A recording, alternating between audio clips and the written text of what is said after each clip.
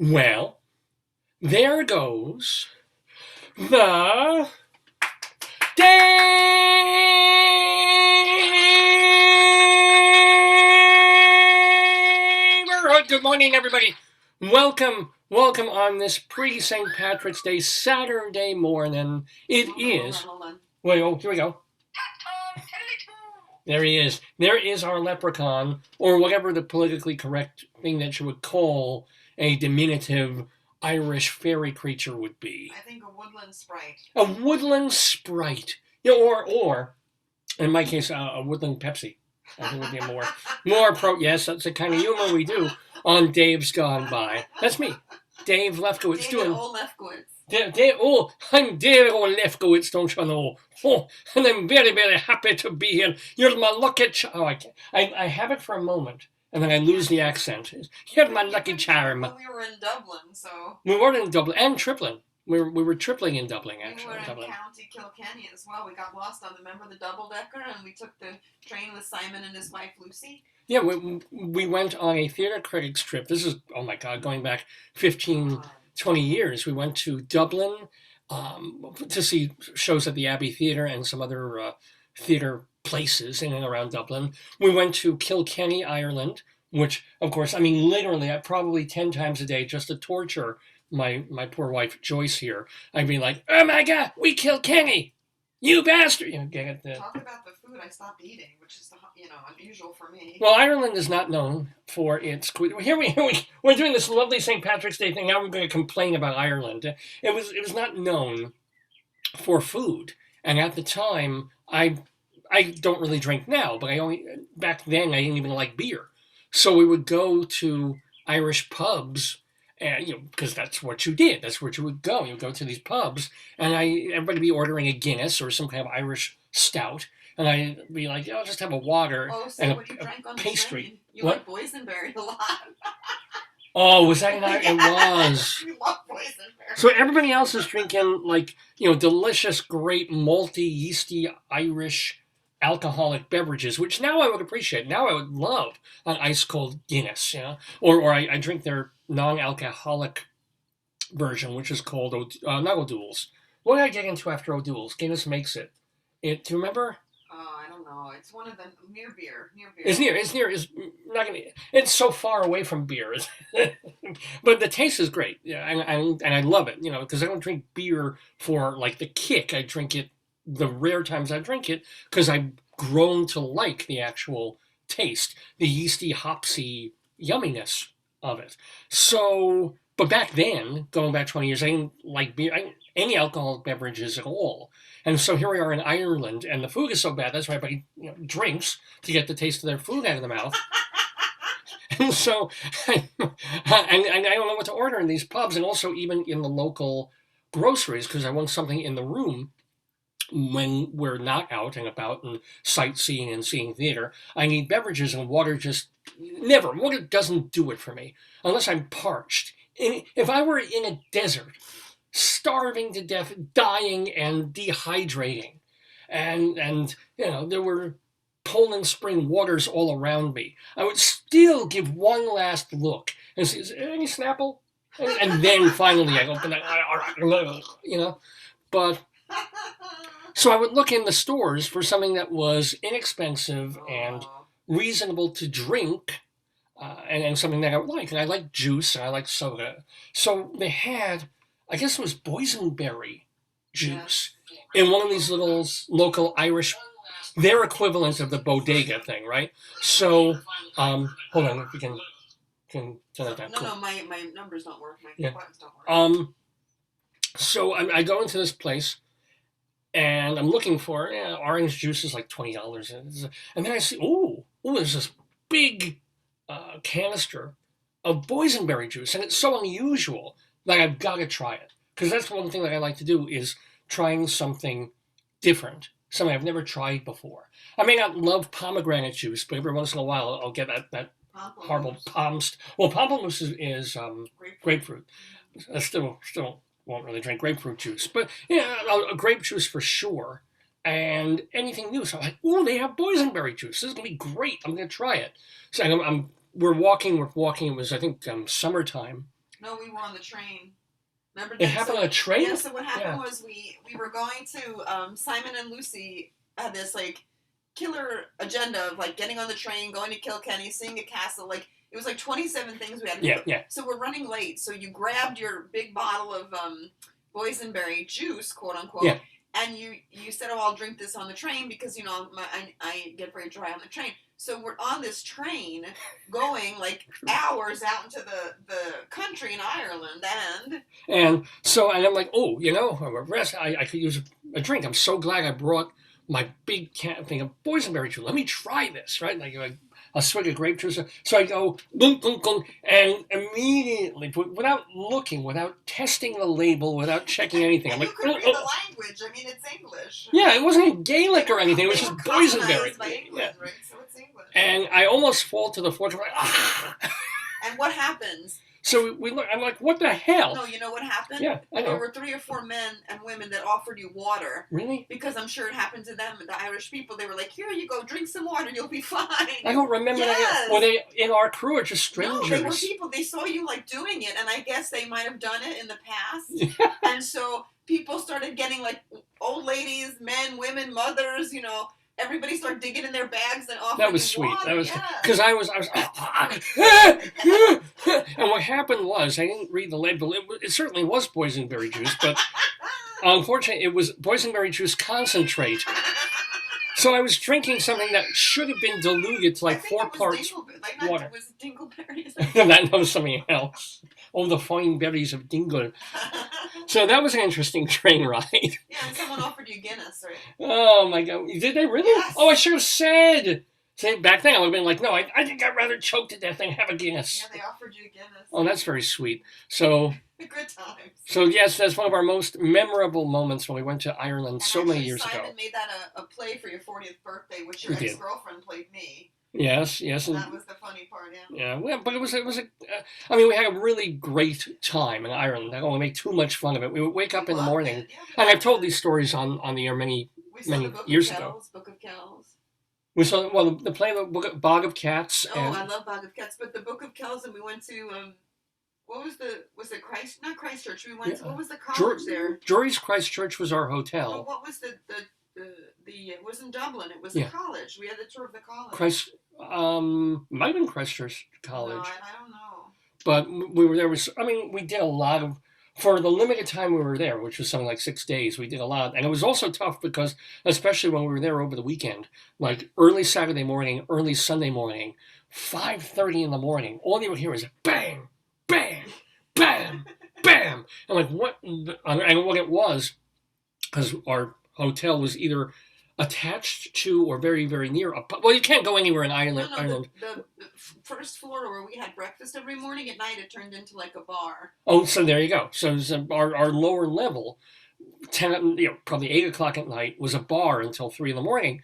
And then in the early morning hours, they would just be dumping out and loading out the empty casks of Guinness and whatever else they were. So you just hear these barrels hitting the ground, rolling, and then loading in new barrels at like 5:45 in the morning. I'm like, oh my God.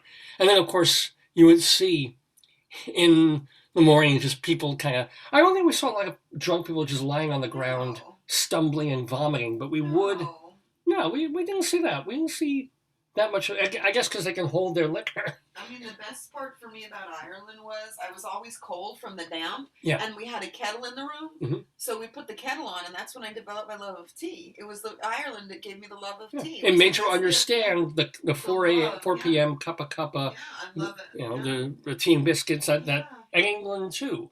Because in America, I was like, what's the big deal? It's tea. It's I'd rather have coffee, or I'd rather just have a regular beverage. Mm-hmm. But you figure, back in the day when they were heating these places with coals and they weren't properly insulated, and 3, 4 o'clock in the afternoon, the sun's coming down, you get that chill, especially in the late fall and winter months. And it's like, oh, let me put a cup, and it warms you up. You put your hands around it and you drink it like that. Which I guess you could do with Guinness, but would be really disgusting if you heated that up. Disgusting. There was one guy who did that over and over and over again, more times than anybody else. And he is now in the Guinness Book of Records. Get it? That's a little comedy. Little post-portum comedy right here on the Dave's Gone By Facebookio, Podcastio, Programmio of the stream. I mentioned I'm Dave Lefkowitz, right? Well, if I didn't, I am. That's my darling, adorable wife, Joyce.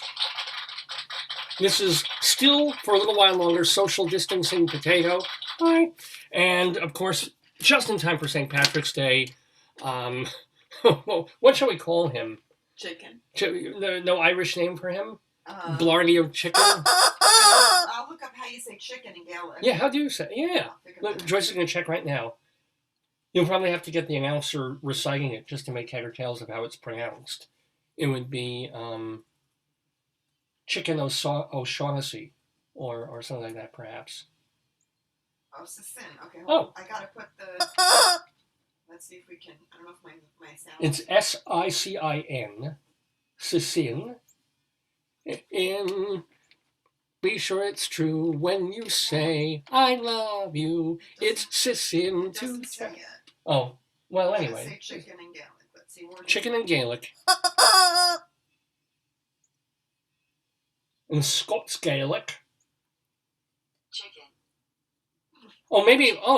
Maybe that's how the S is pronounced ch, and the C is a k. Chicken? So it might actually be chicken. Maybe they took that word and just went, chicken. I don't know. But anyway, happy St. Almost Patrick's Day, Mr. Squeeze Me Chicken by Animals. There we go. I don't have any comedy to do with that. I just did that, and it went nowhere. I apologize for that. So many things I do on this program. I reach for them. I make the attempt, and just... But here's what we're going to be attempting to do on this episode of the Dave's Gone By Facebookio, Podcastio, Programmio of the stream. We actually have a very cool show for you this Saturday morning, March 13th, 2021. First of all, yes, we have Greeley crimes and old times, a lot of them to do for you, because living in Greeley, Colorado, in northern Colorado, up around Weld County, there's a newspaper that is called the Greeley Tribune. It used to come out 7 days a week. Now it comes out 4 days a week, but every day still on the interwebs. It's the real local newspaper, but they do have a sense of humor there. Not enough of a sense of humor that they ever hired me to write for them, the bastards, but they at least have 2 comedy columns in the Greeley Tribune based on real things. One of them is called Cop Log, and this is when weird things happen in the neighborhood and people call the cops, and the police dispatcher takes the call. It's public record, and she goes to tell everybody, she takes all this down, and some of the weirdest, funniest ones, the people who call in and you wonder, why are they calling the local police? And this makes it into the paper. The funniest ones, we pick them out too. And then there's a column called 100 Years Ago that our friend Mike Peters does for the paper. And what's kind of neat is that he goes into the newspapers back in 1921, 10 decades ago, and finds the most weird, amusing, nostalgic things that were printed in the paper. And then from our modern perspective, I went, oh, that's so cute, or nostalgic, or oh my God, that's horrible. All of that in what they call 100 Years Ago. We mix those 2 columns up for a segment that we call Greeley Crimes and Old Times. And by the way, the guy who was doing the Greeley Cop Log, I think he just got kicked upstairs, and he's like a major editor there at the Tribune. Yeah. Well, so that's congratulations. What happens. You became famous from your show, huh? That's right. It was our doing this segment, Greeley, that we will be doing in a few minutes, that made his career. I'm so proud. Anyway, I'm also proud of some of the other things that we do on this program. For example, we have our Colorado Limerick of the Damned. Speaking of Colorado, we have been in Greeley, Colorado, and going to Fort Collins and Denver, and everybody's heard of those places. As a matter of fact, they're literally national news this weekend because they might be getting 2 feet of snow as we speak. But there's other places all around the state of Colorado that you've never heard of. Tiny little unincorporated communities with 1 mailbox and half a mailman, and that's it. And a store where you might be able to get a half a jug of milk. And then it's a town. It's got a name. Well, I took it into my head months and months, well, years ago now, to write a little horrible Limerick poem about all these different places, as many as I could. I've got 160 or so at this point of rude, disgusting, tasteless, horrible limericks. We call them the Colorado Limerick of the Damned. And this week we go to Evergreen. There we go, Evergreen. Oh, perfect. This I did not intentionally do this, but for St. Patrick's weekend, green, green, green. Yeah. Which, by the way, thank my darling, wonderful wife for creating this Irish mise en scène here. Huh? Not too bad. We should have streams of leprechaun vomit. Everybody thinks we're Irish, but I have no Irish DNA, nor does my mother. Everybody thinks it. Oh, well. I bought her a rosary and I bought her a bandana, like a headscarf that had shamrocks. So people think now she's Irish. She's like, I'm not Irish. Yeah, we're not. Everybody's Irish, they say, on St. Patrick's Day. So, I drink to excess and complain about the British. But this is, we're just doing it because of I grew up, my dad loved the Clancy Brothers and would play their albums over and over. I grew to love the Clancy Brothers as well. And we even had a few, 3-4 years ago, we had Patty Maloney of the Chieftains as a guest on this program. You can go find that in our archives. So, I do have an affinity on some level for things Irish, especially Irish music, to some extent Irish theater, because like Sean O'Casey is one of the greatest playwrights ever. How did I get there? Well, I was just talking about things Irish. So Evergreen, Colorado, Evergreen. We have a horrible poem about it, and that will be coming up later in the show. We will also have our Today, Yesterday trivia quiz, and this is where I'll be offering 10 trivia questions to our panelists who will try and get them right. And you can also try and get them right at home. We will be joined by some of our usual folks. Unfortunately, David Sheward is going to be taking a powder this week because he's going to be hanging with his mom, who is either getting the vaccination today or just got it and wants some company or something. So David Sheward is going to be hanging with his mom. Oh, he went back to Pennsylvania. I guess so. Well, just for the week or weekend. He's not going to be on the show? No. Oh, the champion does step down. Yeah, so David, who usually wins the Today Yesterday quiz, this opens the field for either Leslie Hoban Blake, our other usual panelist. She will be joining us to play the quiz. She's a theater critic and theater director, plus our great friends from Colorado, Frendy, Fred. Oh, I'm glad they're there because we need competitors. Yeah, and plus they've got nothing else to do today. They're just watching the snow pile up. Oh, so we can ask them. They said between 0 and 6 feet. Yeah, the weather people over there had no idea. They knew a storm was coming in Colorado, in northern Colorado this week. They knew, and usually these days, the Doppler AccuTrack 18 million. Within a foot or two, within an inch or two, they can get the amount. It's going to be snowing up until about 10:47 in the morning, and then around 10:48 it's going to turn to snaying, and then 11:05 it'll go. I mean, they can be that exact these days, and yet with this storm, they're like, it's either going to be like 4 inches or maybe 2 feet. Yeah. How do you really do that? And this was only like a day. I'm not talking like a week ago when they were sussing this out. I'm saying like if you checked 15 hours ago on this storm, it's like it might be a whole insane record level breaking snow, or it could just be like kind of a mass snow. I was like, thank you, get a new Doppler. It's time.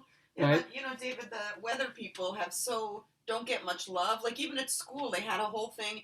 They sent us a thing saying like, from the meteorologists and all the people in that field, they're all like excited, so they're all writing. This is like Super Bowl. This is the Weather Channel's bread and butter. This is what they do. We should watch the Weather Channel later today, just as because there's so much to see. It's like, oh, snow's falling. An hour later, snow's falling. Oh, it's on the ground now. And then 2 hours later, snow's falling. Okay, it is. You either have to shovel a little or a lot. It's a snowstorm. And we always do it. It's sort of like it's just a thing. Like the first big snowstorm of the season anywhere And then certainly in New York, too. It's like, whoa, 4 inches of snow. Maybe they'll close the schools or have them open later, and the salt trucks are out. But for most people, David, they want to go they want to ski. Like Coloradoans want to ski. Yeah. They want to ski. Well, yeah, but they will do that in Greeley. You know what skeek is? Skiing and hiking. Skeeking. Skeeking, I like that. Yeah. But if you notice, like that first snowstorm in whatever town or city or state you're in, it's like, whoa! The mayor's out there and the governor's out there and their warnings, and then people are, literally like Day of the Dead, the zombies swarming the Walmarts and the supermarkets. It's like, let's get all the milk because we will not be able to get milk until May, right? And 25 zillion paper towels, and oh my God, peanut butter, jars of peanut butter, right? For a snowstorm. Meanwhile, they don't even close the supermarket the next day. If you just have boots. And then you have like fresh direct delivery. Like, what do you need? You want to re-up your order? And then the amazing thing is that snowstorm comes and it happens. And then 3 weeks later, you get a snowstorm that's twice the size. And it's like, snow. Everybody watch out, get in your car. Do it. Nobody cares. It's the first one that always gets people. The first one of the season. And this is certainly not the first snowstorm of the season for Weld County and northern Colorado. But they're saying it could be a large one. So I'm wishing the best for our friends Fred and Wendy. Fred Cleaver, Wendy Highby, who'll be joining us. I have a feeling they're going to kick some butt. They're like the power couple. They're smart. Fred and Wendy both have a vast amount of reading and knowledge. They're going to challenge Leslie. And it's true. It isn't quite fair when you have a couple. When you have two people. Yeah, but they don't converse. They don't talk while they're making the answer. Usually one picks it. One picks it, and then they sort of, do you think this is right? And the other will nod or something like that. Oh, yeah, let me get that ready because we're just about to talk about that. So we got... It's just set up. Don't go back and forth. Yeah, it'll turn off, and then I'll have to hit the thing again. I can fix it. So tell me what you need, Leslie versus Frendy, and our very, very special guest in the Daverhood. Yes, we have a guest this week. That's why we're calling it Captain Kirk, our 789th episode. And yes, I'm purposely spelling Kirk that way, yes, because our guest is going to be someone that you've seen on TV dozens and dozens of times. Phil? It's not Dr. God, no, it is not Dr. Phil. I wouldn't say he could be mistaken physically for Dr. Phil, although they have certain similarities. But he's someone who was on TV back in the 70s and 80s, started as a stand-up comedian, still is a stand-up comedian, was on Carson a bunch of times, was on Merv Griffin a bunch of times. And if you go back on YouTube and you watch some of those appearances, he was damn funny. A lot of times you see these comedians and you go back from 30, 40 years ago, and you watch them and they were funny for them. It's amusing for the time. Like you can see they have... Like Betty White that we saw. Yeah, you can see that they have talent. Even if we look at them now and go, well, that's moderately amusing. But this guy, man, you go back and watch him 30 years ago on some of these shows, and his material was funny. He was, and I assume is, a very funny guy. His name is Bill Kirchenbauer. I know the name Bill Kirchenbauer, but if you're a TV watcher, you also saw him on Just the 10 of Us.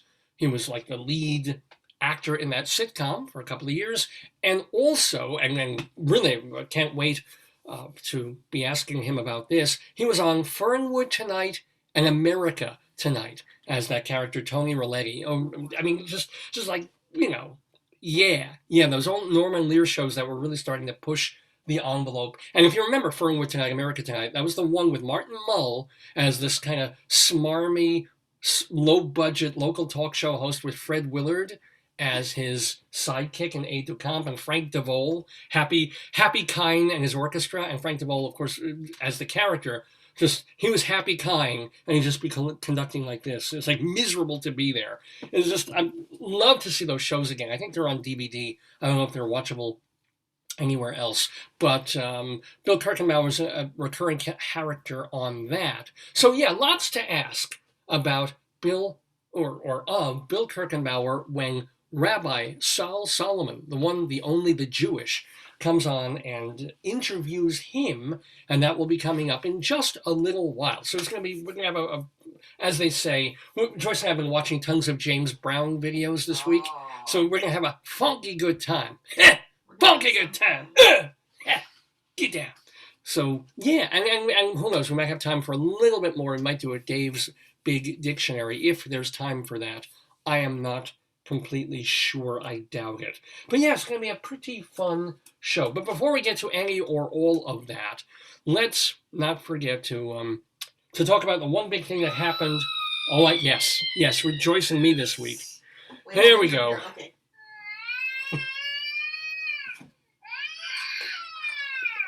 So, I did it. Joyce did it too. Millions of people have done it. Oh. We did it. Here we go. This is proof. This is, bro, you can't really see most of us. You can see our eyes, essentially, my big old chrome dome forehead. This is us, and you can see the visual thing there, because Joyce and I went to Aqueduct Racetrack on Tuesday afternoon.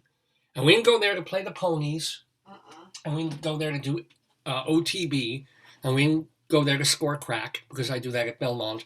No, we went there because we made the appointment, and by God, we went through it. Now, Joyce, of course, to her, she gets shot, she'll take a blood test, she gets a little nervous about it, but she's fine with it.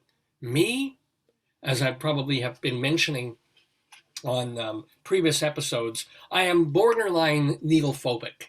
I do not like anything penetrating my body in a even slightly painful way. It is like speaking of James Brown, I break out into a cold sweat. I nearly faint just at the thought of needles and blood tests and things. And I think I ranted about this a month ago. I did rant about this a month ago, where one thing that was freaking me out was when they're talking about all the vaccinations since like December, and the clinics and setting everything up, and first responders getting their shots. And what do? When they do the reports, yes, on the news, and they want to show on Eyewitness News or the local CBS News, whatever it is, and you put it on, and they're talking about the vaccinations. And they can't just have a doctor and a lab coat, and they can't just have somebody, with a post-vaccine selfie going, yay, and the mask. And no, they gotta show the fucking needle going in they've got to have that one moment, because this is photography, it's real life. They have to show the moment the needle punctures the skin and goes into the human arm. And that is, of course, the moment when I shit myself. I'm like, just watching someone else do it, let alone thinking about me having this done. I have so, and again, it's not really phobia. It's just big fear. It's anxiety. Tremendous fear and anxiety. That is worse. Sex machine right during that. I mean, I probably told this story too, that when I had a hernia 21, 22 years ago, and they brought me into the hospital, and I wasn't really, but I was almost more freaked out about taking a blood test when you first go into the hospital. No, the IV is what got your heart rate up. Oh, well, the IV freaked me. That got your heart rate up pretty quick. Yeah. But the doctor agreed not to give me because I knew what my blood type was. So they agreed not to do a blood test beforehand. I said, look, I'm AB positive. I take everything. It's fine. You can give me, motor oil. It's great. It's just I'm good. Just don't give me the. Don't do the. No. And what happened was, and Joyce is absolutely correct. So they get me into the hospital. I don't need the blood test beforehand. But of course, when you're being prepped for surgery, they start the IV running of whatever to mellow you out. And are they giving you like saline or what are they giving you? What happened? So unbeknownst to you, like while your pulse was high, they called me in, like your heart rate, you were just freaking out. One of the patients had got out of bed and like collapsed on the floor, and they were like trying to resuscitate the person. Yeah. So, but meanwhile, I'm getting prepped to go into surgery. I'm like, okay, I'm getting the IV. I don't like IV, but they're going to do it. They got to do it. I'm like, I'm just not going to look. I'm not going to look at the tape on my hand. I'm just, I'm all right. Because I'm going into surgery. Like 5-10 minutes, I'll be out. I'll be sleeping. I won't notice the IV. I won't notice the cut. I'll be out. And meanwhile, there's a delay, right? Because the person passed out on the floor. Or maybe the doctor was doing another surgery, took a little more time. You know, that I don't think that doctor had anything necessarily to do with that other person waiting. It was they were in recovery. Yeah. They were in prep, I think. So, but meanwhile, instead of, you know, when you're like terrified and nervous and you're going for, you know, on some slight level life-threatening surgery, because if I had let this hernia go, it could have popped the intestine and could have gone septic and died, right? Or at least that's what the doctor tries to tell you. So I believe that. I'm getting it done. I'm ready. I'm conquering my fear of cutting and needles and everything just to go in and get this hernia done. And I'm like, okay, let's do it. I'm ready. Let's go. I'm ready. Let's go. Let's go.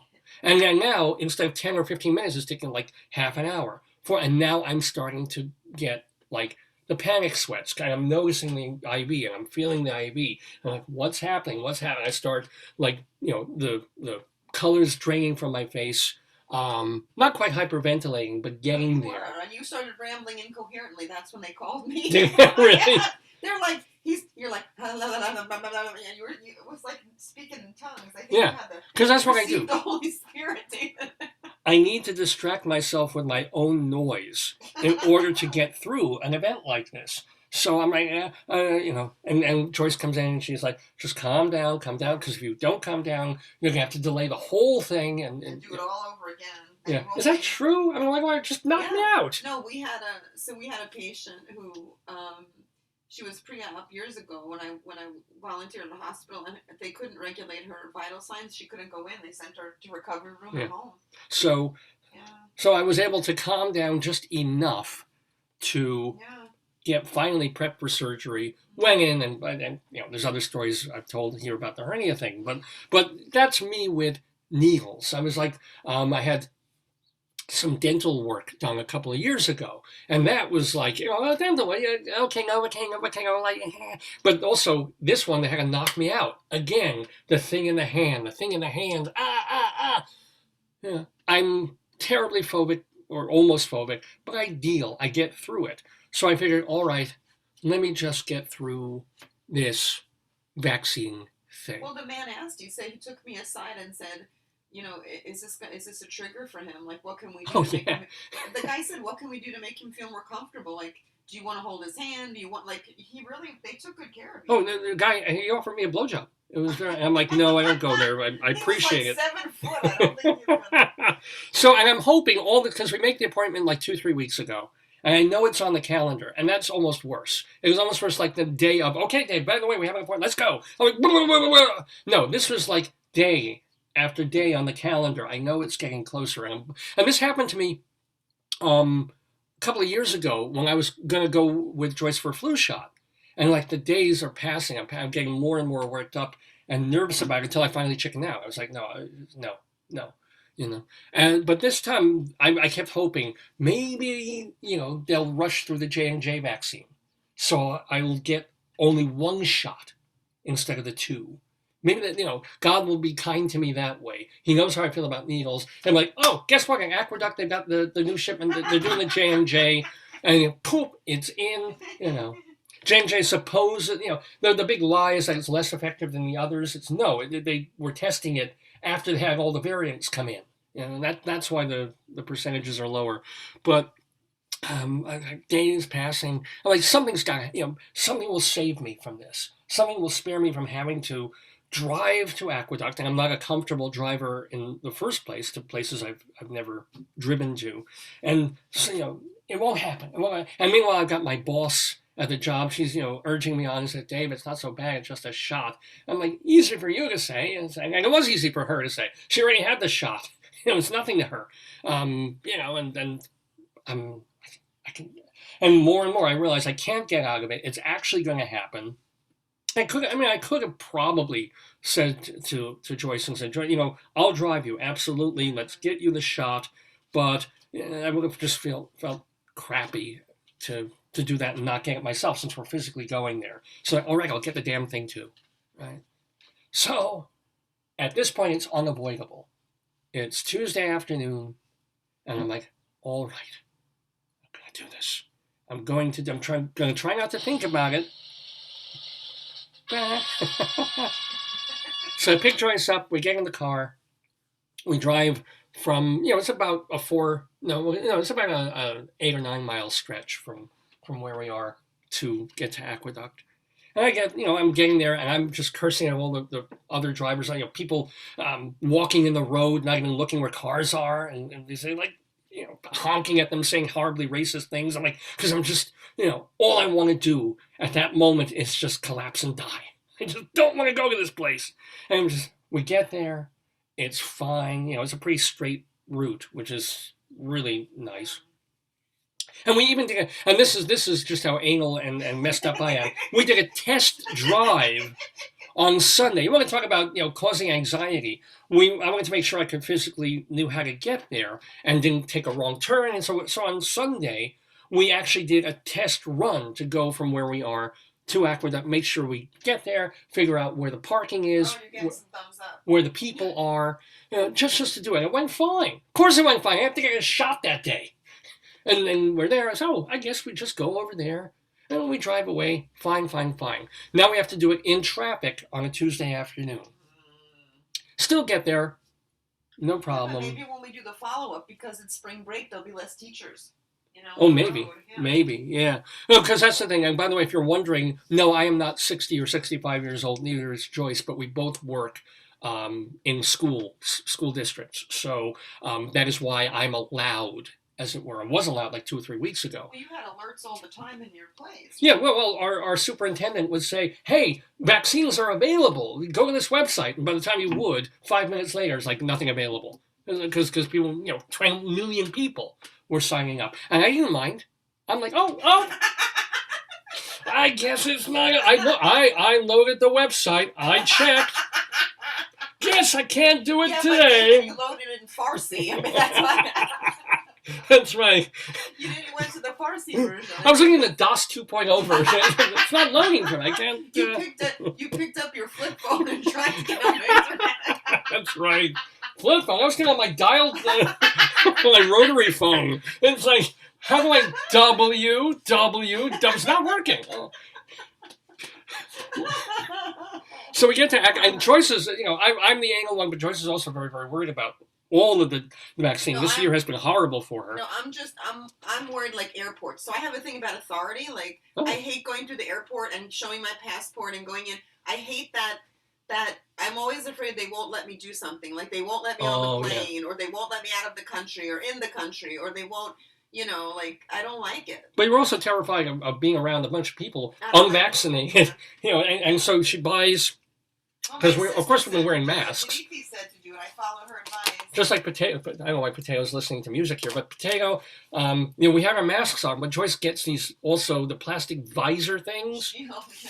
So it's like, we're really, really ready. We're really prepared. We park, no problem. And we park by, like, we go by, how do we know where we are? There's a giant dirty snow mound, which is so appropriate, right? That's our landmark. It's not yellow snow, thank goodness, but it's just this mound of crushed giant black snow. And it's like, we'll park there. Mm-hmm. And we go in, and everybody is really nice. Yeah. Well, the seriously. National Guard did it.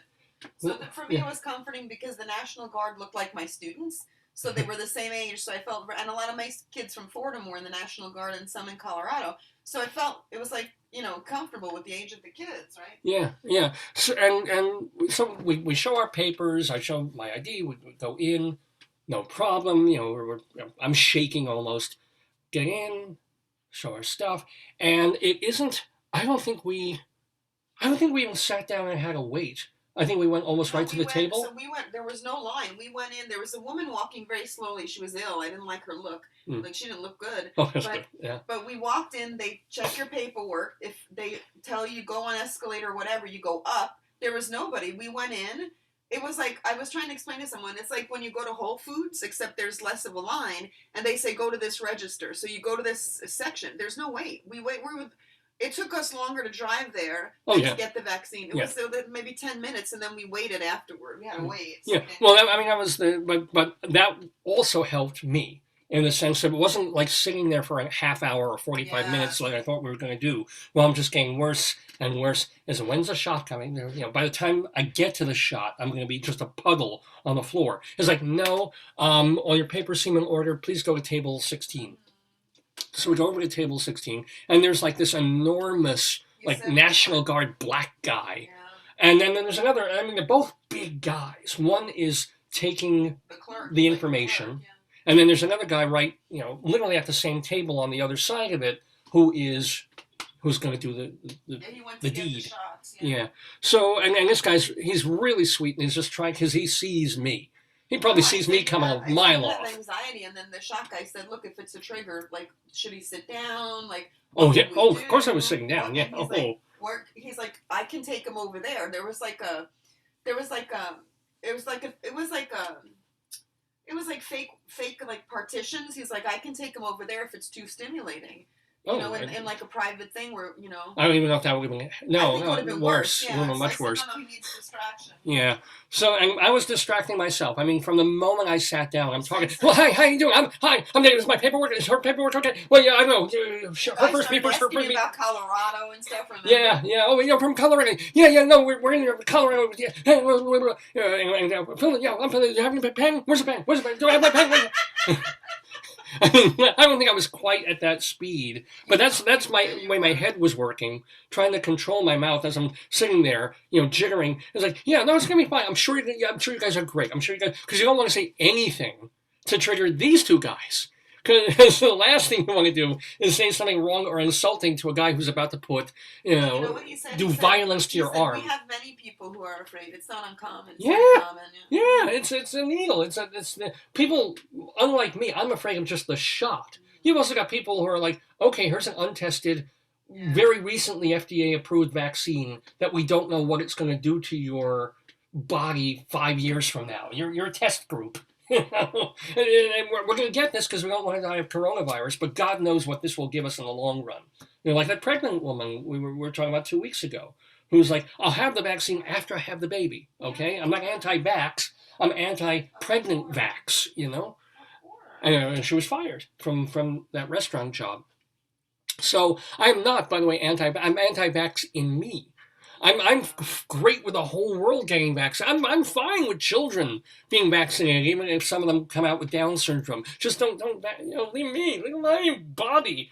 But I'm sitting there and trying to be very jovial and convivial and talking a blue streak much more than I've been doing on Saturday mornings here, just because it gets me through, right? And all our papers are in line. We fill out the right forms.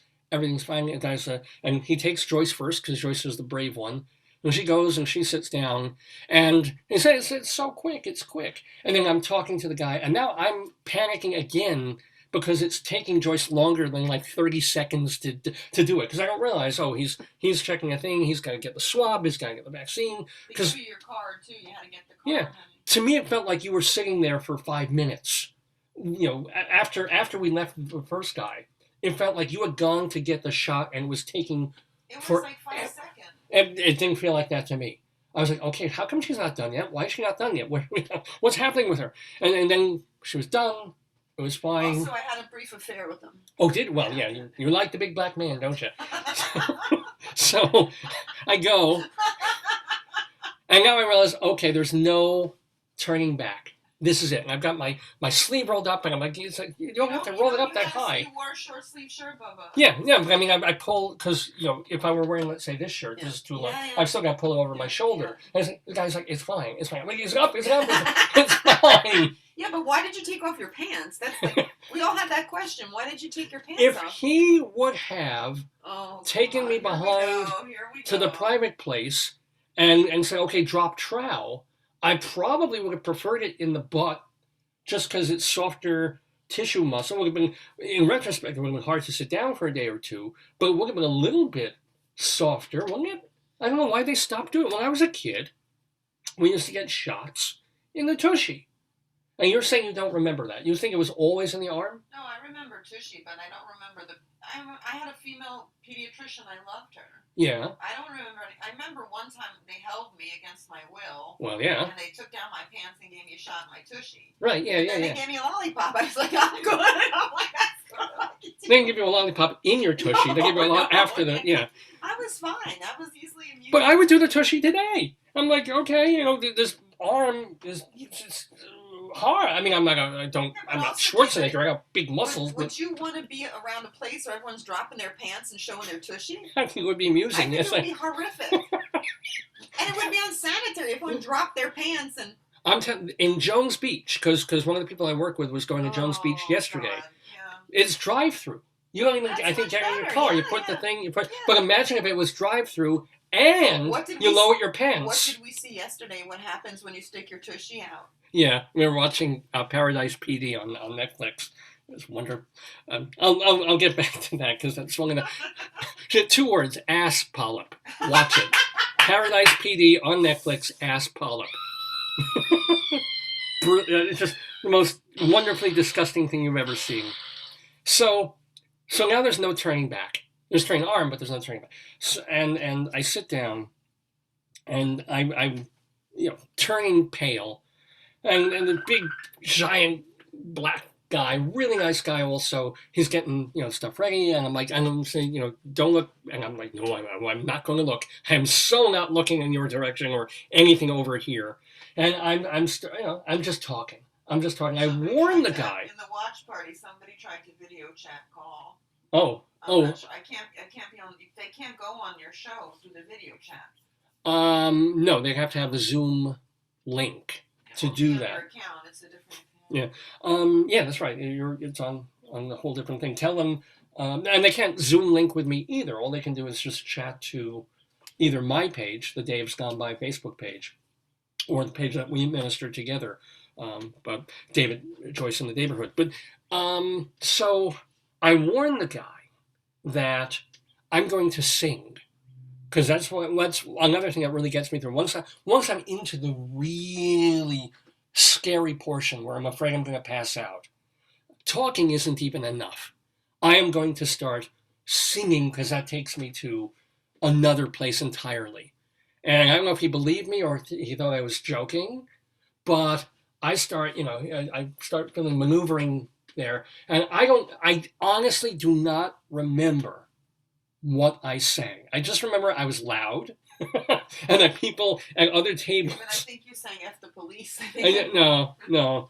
But Joyce was goofing on me. She thinks, or she was joking, that I started singing a Negro spiritual. You did. I did not. It was not. I did not. I mean, it went through my head, I think, for no reason at all, to sing "Swing Low, Sweet Chariot." And imagine doing that to an enormous black National Guardsman who was about to jab you in the arm with a needle. And I would be like, "Swing low, sweet chariot." Not trying to be offensive at all, but just because I'm going to sing the first thing that comes into my head. No, your sense of humor is warped. But I didn't. And I feel like I have no idea what song I sang. It wasn't, it would make sense psychically if I were singing like that I've got to get away, I've got to fly. Dun, Peppers. Dun, dun. Do you really want to hurt me? Right. I remember the word "away" being in the song. I couldn't do it because I was more worried that you were going to hit the floor. Yeah. So I was, But it's funny, they tell it doesn't hurt, you don't feel it. I fucking felt it. All right, I knew. I didn't feel it. I knew when he first did the spritz on the arm, the thing to get it sanitary, or it'd be nice if they had the freeze thing that they use. Also, biofreeze would be great. So I felt the spritz, and then I know when the needle's in. I mean, I went, and it's tiny. It's a little. I didn't feel it at all. Yeah, it's what Jews are cursed with.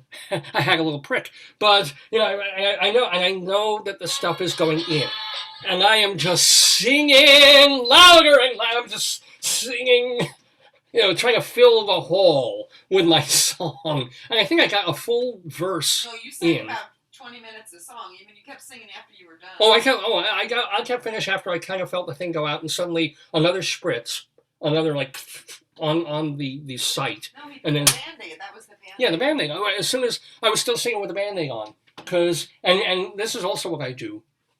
Once I get to that point, and I feel like it's gone on, and this might have been all of 15 seconds for like, but once I feel like, hey, how come this isn't over?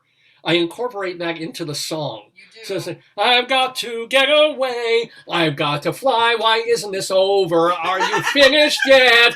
I think I'm gonna collapse. Come on, let's do this. You know, it's You like, kept saying Sugar Cube in the 7th. You were like betting on races. that's right. But also when the Band-Aid went on, I kind of was like, aha. It's like the color instantly returned to my face. I realized that, I'm singing loud enough for like 5 tables around me to be looking at me. They were doing this with the cell phone. Joyce is going like, some of them had lighters going, It's Soundgarden. Like, so, yeah. And, I felt, I don't know if I felt proud because I was sort of, still felt. You did really well. You did really well. Yeah. You did exceptionally well. But if I could have backed out of it, I think I still would have. Because, I made it for a full year without any vaccination at all, without anything, going shopping, going to work, doing whatever, and I didn't get it. I felt if I hadn't gotten it yet, the disease, I was, and there's no science behind that. I realize that's an ignorant claim, but at the same time, I just kind of felt like, if they offered this back in May of 2020, sure, fine, I hate it, horrible. But now I'm like, I wasn't going to get this disease anyway. Now I'm just sort of doubling down on that feeling. And there's still even a feeling in me now. I'm all right, I got the first shot. Now but in 2 more weeks, I will be but you had 50%, 60%. Your treat was you got a good dinner, I can get a good dinner whether or not I get a shot. I'm a grown-up, dear. I'm not like an 8-year-old. If you get the shot, we'll take you to Itkin's ice cream parlor after that. It's like, oh, I can fucking go to Itkin's ice cream. I can get in the car, get Itkin's ice cream whenever I want to. I need to be rewarded for bravery in the line of duty. Yes, you do. I said duty. So, you do. and I'm sitting there, but the shot's over. Thank God. And I'm like, I always do this after a shot or after anything like that. I'm like holding myself together, which is, I need to do it, but I realize it's the worst thing to do because it's not letting, if I were to just sort of let my arm be freer and let it go, the shot would, the goo that's in me would roll around a bit more. But no, I'm kind of like, I'm just sort of holding tight, like, I've done it. I'm just sitting there like kind of rocking back and forth. I was like, I made it. Now we'll just sit here for like, half an hour just to make sure neither of us get anaphylactic shock. And, I'm also worried about driving home. Well, because, I could have gone early, but they said, the guy changed my time and said, please stay with him, wait. And they're waiting for me, yeah. Well, that's the other thing that they did. Yeah. When Joyce and I signed up for our vaccinations, she signed up for 3:45 that's when I was signing us up. And by the time I got to... I felt you were like this, David. I was super... I did not draw this. Joyce did not draw this. This came from like some, please give us money mailer, Cohen Children's Medical Center at Northwell Health. But yeah, this is how I should have felt. But no, I just felt like, I want, can we get out of here? Can we get out of here? We're done. I just want to get home. And then driving home was a nightmare because it was fucking rush hour. Talk about the waiting. What happened when we waited? Well, the weird thing is when we first get to, we know this is not a hospital. What better, more sanitary place to get vaccinated than a racetrack where there's like fumes of horse shit. No, there wasn't. No. But it's not the cleanest or most sanitary. It's like a glorified OTB. It's aqueduct. You're looking out, and there's a giant screen where they're showing old horse races. There's TV monitors that barely work. They're showing CNN, except it's full of crackly snow. And then you've got they're Ellen. Playing Lady Gaga. And then they're playing Lady Gaga, and they're playing "Sexy Back" by Justin Timberlake. This is when we walk in with a doctor's like special where we're all like getting shots, and it's like, I want my sexy back. What? You motherfuckers don't. It's like, what? I'm getting a shot in this? Why don't you just take me into a utility closet in a gas station? What kind of, Oh, God. how is this a medical center? And Joyce is over. Oh, what if we have a reaction? I'm like, we have a reaction. What, they're gonna bring a horse doctor. What are aqueduct? This is not Maimonides. Even the shittiest hospital in Brooklyn. They bring the vet and they give you a sugar cube. That's right. With the vaccine in the cube. I'm fine. I prefer that. You know? Anywho. And by the way, my arm, and I was torturing people, Joyce with this and at work, like that first day after the shot, maybe everybody has different things, everybody has different, some people don't, my arm hurt. You know, it wasn't pain, but you want to talk about soreness, muscle soreness, I was like, boo-boo, my I was like, oh, I couldn't, last night was really the first time I could kind of sleep on my side again, on that side. Wait, hold on. And this will tell you something. What a wuss I am, I can't even show it. I still have the Band-Aid. It come off? Oh, no, there it is. I still have the ceremonial Band-Aid. This is like 5 days ago already. I mean, it's probably growing like rash and you know, penicillin mold under there. But I'm just like, no, there's a hole in there somewhere in a black and blue. And I'm like, okay. Again, why they do it so up near the shoulder in muscle tissue? You don't really have a lot of muscle. And my arm is still, and I think it's also from just the way I was holding it differently. There's just like kind of achy soreness even in my arm now. So I'm already dreading the booster. I'm not getting it till the end of the month, and I'm already thinking, I gotta go back. I gotta feel a spritz. I gotta feel it in and sing and then wait and then drive home and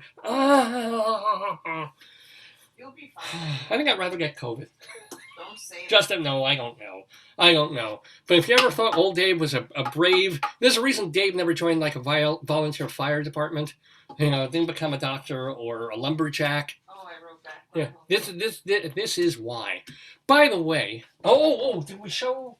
Yeah, we did show the picture of Joyce and me getting the shot. So we are halfway there, ladies and gentlemen. I'm back saying I wanted to talk a bit more about it, but guess what? We're coming up almost on the 10 o'clock hour of the program. Dave's Gone By, our 789th episode, live on this Saturday, March 13th, 2021. Hello. Well, who says hello? Vicky and Adam. Well, welcome, Vicky and Adam, and thank you so much for watching the program. We got the Colorado Limerick of the Dam coming up. We've got Greeley Crimes and Old Times coming up, and our Yesterday quiz. But before all of that, we're gonna get a little ethnicized in the show because Rabbi Sal Solomon is waiting in the wings. I don't know if he's had his shot. He just drinks a lot of chicken soup. That's his cure for everything. Rabbi Sal Solomon, founder and spiritual leader of Temple Sons of Bitches, is here to talk with our guest, a very funny gentleman, a stand-up comedian, also a sitcom actor, and seems like a really nice guy too. I'm looking forward to this conversation. He's zooming it, right? He's been waiting very patiently in the waiting room. He's here. So, ladies and gentlemen, without further ado or a don't, Rabbi Sal will be talking to Bill Kirchenbauer. Oh, the wind from your applause. Well, I was just on a Caribbean cruise. I was working there. Anybody ever been on a Caribbean cruise? No, it's real stupid. You pay $3,000 to ride around the Caribbean on a luxurious ocean liner, eating expensive French food and drinking champagne while you visit poor, crappy, smelly, crappy little countries. What's the point of this? What are they burning over there? Let's go back to the ship. They have caviar. So they kicked me off. I'll show you why here in a second. I don't like to go to other countries, though, because first thing you do when you go to other country, right, you get there, you want to exchange money. You have to exchange money. I'm sorry, I have money. I don't need to exchange money. So they make you give them perfectly good American money, and they give you back something that looks like birthday napkins for a 5-year-old. All these stupid colors, pictures of people you've never seen. This is our queen. Oh, that's an ugly woman. Devalue this.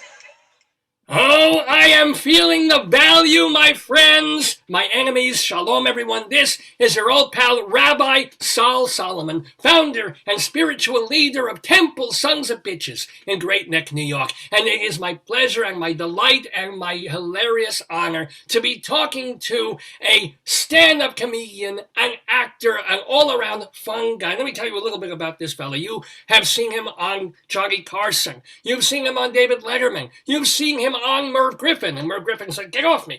Like, that's a little joke there. He was the star on TV of the sitcom Just the 10 of Us and a couple of the Norman Lear programs, including Fernwood Tonight and America Tonight as that character, Tony Rolletti. He was also in such legendary movies as They Call Me Bruce, Stooge Mania, Gorp, and who can forget Skate Town, USA. We are skating in the pond of joy, ladies and gentlemen, with our guest this morning, Bill Kirchenbauer. Shalom, Bill. How are you? Shalom, Rabbi. Rabbi, thank you very much. It was a great intro, by the way. Thank you. Oh, that's very good. Usually I get one thing wrong and the guests complain. No, you did good. I did good. What was intros are very important. You did a good one. Well, I'm honored. I am touched. In fact, I was touched by another rabbi, and I'm doing a civil suit. But here's the deal for you. You are where you are right now. It is not 10 o'clock in the morning. It is 10 o'clock at night, right? That's right. Yes. Why? I probably set a record for the first. I don't know how many people you've interviewed, but I probably set the record for the farthest away person. I'm in Phnom Penh, Cambodia right now. And you've been there a while. I mean, it's like on Facebook, I see you, and it's you're still in Cambodia. What the hell? It's like Apocalypse Now. What are you still doing there? I'm waiting to get into Thailand, which was my original place to go. And everybody asked me, why are you going to Thailand? It's a long story. I can make it short. Years ago, about 10 years ago, I made a mistake and took my son to Thailand, and he fell in love with it. He thought it was great. He was like 16, and had been there a couple times before, and he said, "Oh, Dad, I really like this place. I want to go to college here." And I said, "Are you crazy? This is the other side of the world." He goes, "No, they got a really good college, and they teach in English, and they get all these teachers from Oxford and Northwestern and Chicago on sabbatical. They go there and they teach for a year, So all these great teachers, and look how much you only have to pay." That's right. So that got me in, and then he decided it's like nothing. Yeah. Oh, it was a deal. It was such a deal, and so I said, "Well, okay." And then he did a lot of commercials when he was a kid, so he had some money, and he said, "I'm going to buy a condo." And I said, "Are you crazy? This is on the other side of the world." So he bought this condo, and he went to college there and studied international finance. And then he talked me into buying a condo several years ago. He said, "You and Mom should retire over here." And so I did. I bought this place when it was just an empty lot, and they built this 38-story building now. And so I had this condo. So that was ultimately the deal when my wife retired from her job, which was working for the city of Lakeway outside of Austin, Texas. Pack up everything and come here. And so we couldn't get into Thailand. They've locked down. And so my son has some business that he does here in Cambodia, and he could get us in here. So we said, okay, because we had to do it. My wife had already retired, and COVID had hit, and we really, I always tell people it's my wife and I were like the hero and his girlfriend running towards the camera at the action movie when the world explodes behind them. Yeah. That's how we felt, because we really just got out under the wire, and we had to jump away through a few hoops, but they had very little COVID. Of course, I didn't know this when I planned to come here, that COVID would exist, but COVID is very little here. They've taken care of it really well, so we don't have to worry about that. We're going to get our shots actually in a few weeks, but ultimately we're trying to go to Thailand so we can live in Thailand. So how long have you been in Cambodia, though, in Phnom Penh? How long? Since let's see, the beginning of November. We had to do 2 weeks quarantine, and then we rented an apartment, and we're sitting here and kind of enjoying Cambodia is not quite as nice as Thailand as far as infrastructure and things like that, but it's fun. It's Southeast Asia. There's all the great foods and That's what I'm all curious this stuff. about. Besides having great places to eat and street food, I'm sure is amazing there. Hmm. What do you do for fun? I mean, because at least Thailand has the lady boys. What do you have in Cambodia that is for enjoyment? Well, we last week we took a little trip to a place called Kempot, which is about 3 hour drive from Phnom Penh, and it's on the river. And if you drive a little bit further, you get to this other little town called Kep, which is on the on the Bay of Thailand.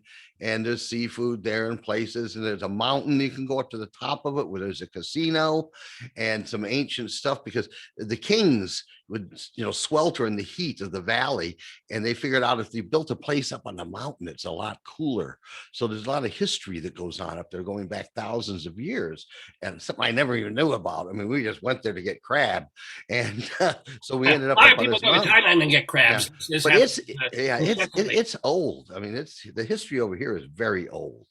So that's why I'm here, and that's why I'm in Cambodia. Eventually, I'm hoping about August we can get into Thailand. Wow. But you wouldn't want to just go back to the States for a while. You're done. No. You're sold every. No. Wow. Nope. Yep. Sold, gave away, or moved. Is there anything about America that you miss? Oh yeah, there's a few things. I miss a really good hamburger. I miss garbage disposals. I miss let's see. Wait, you miss garbage? What, they have goats? I mean, what do you do with your garbage? You have to, like my mother used to do, your leftovers, garbage disposals, not garbage. They do have garbage pickup. They pick up. You just Yeah. But I'm talking about the good disposal where you just shove your food down the sink, that kind of thing. I miss that. I there's several things. We were looking for Fritos the other day and couldn't find them. Oh. You can get a lot of stuff, but you can get, you got to pay the price. I mean, I can't get my Fritos, but on the other hand, I can walk 2 blocks and eat freshly made cheap dim sum. So I'll take that over Cheetos 9 times out of 10. Yeah. And you'll like this. I found some bagels today. Oh! What, they make a vermicelli? How do they make bagels there? No, they're actually the Western Bagel out of Van Nuys, which is an old company. When I lived in Los Angeles, I used to eat Western Bagels sometimes. Not the best in the world, but I was so happy to see them. Well, there actually bagel has shrimp on it and they do. I don't know what the hell. What is the Cambodian national dish? Do you even know? It's something called lak lak, which is kind of a dark. It's pieces of beef, and when I say beef, I'm a little iffy. Beef is hard. I haven't been eating much beef. It's hard to find. You get spoiled by American beef. They get a lot of Australian and New Zealand beef, and it's not like American beef with the marbling in it and all of that. And it tastes a little funky, and so. But I'm guessing the kashrut laws are not observed there. I'm just guessing. No, they're kosher. No, not even. No.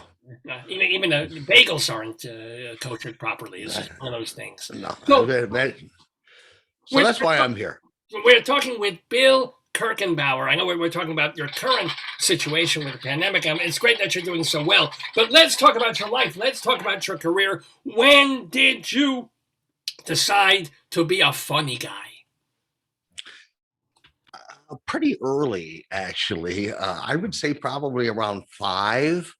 My grandmother bought me some puppets, little hand puppets, and I started entertaining my friends with that. And I did puppets for a while, and then as I got older, I got like a Jerry Mahoney type puppet, and then so my first love was puppetry, and then when I got to be about 12, my buddies started making fun of me for having all these dolls. so and that really wasn't it. I just kind of outgrew it and stuff. Then I started doing impressions. Oh, And I Okay. would do impression. I had a little tape recorder, one of those little reel-to-reel tape recorders, and I would record impressionists. I would watch. I would get the TV guide as soon as it came out, and I'd look in all the talk shows and see which impressionists were going to be on. The Rich Little, Fred David Travelina. Fry, Yeah. Fred.